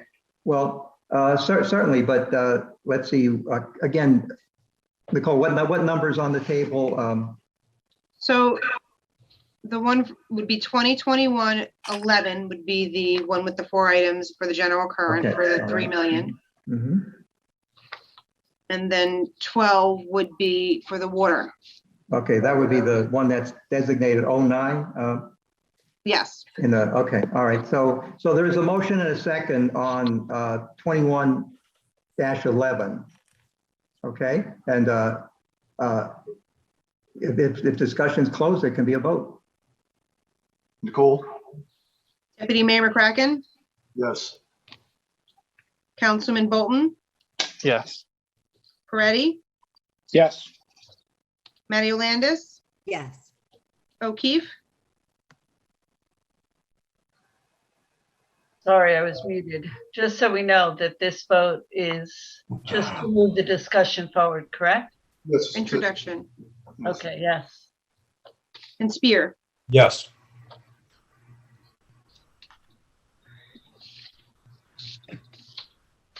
And the second bond? Okay, this would be bond ordinance 2021, what would that be, Nicole? 12. 12, okay, all right, okay. Bond ordinance providing for the improvement of the water supply and distribution system in and by the Borough of Ringwood of the County of Passaic, State of New Jersey, authorizing $160,000 therefore, and authorizing the issuance of $152,000 of bonds or notes for appropriation of such, for the financing of such appropriation, and be it further resolved that the public hearing be conducted on September, is that 18 again? I always forget. It's September 21st. September 21st at 7:30 p.m. at the municipal or as otherwise directed. The borough clerk is hereby directed to publish a copy of the ordinance in the official, a copy or a summary of the ordinance in the official newspaper of the municipality. Okay. All right, we need So we're just, I don't know, it just seems a We're little reintroducing hard this to understand right now. Right, but we're just reintroducing this bond again to move the conversation forward, like you said before.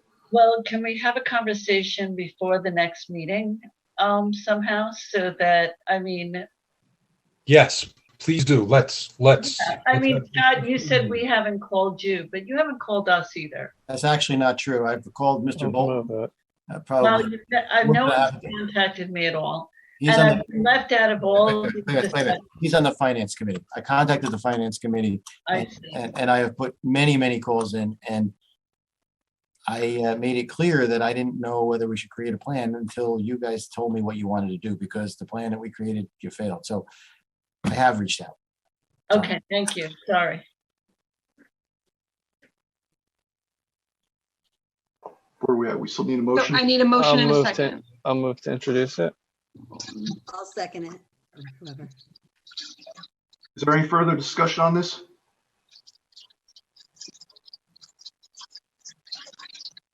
I'm guessing that's a no. Nicole? Deputy Mayor McCracken, Yes. Council members Bolton, Yes. Peretti, Yes. Matty Landis, Yes. O'Keefe, Yes. and Spear. Yes. Okay, well, I guess that takes care of the discussion for this evening. I guess right after I get this out, go Ringwood Rattlers. I need a motion to adjourn the meeting. I'll make that motion. Oh, and wish you good luck on the house projects. That's a heavy lift. Thank you very much, sir. I appreciate that. Do we have a second? Peretti, second. Roll call, please. Deputy Mayor McCracken, Yes. Council members Bolton, Yes. Peretti, Yes. Matty Landis, Yes. O'Keefe, Yes. and Spear. Yes. Thank you. Everyone have a great night. Love you all. Good night, everybody. Good Have night. a Have a good good night. night. Good Thank night. you.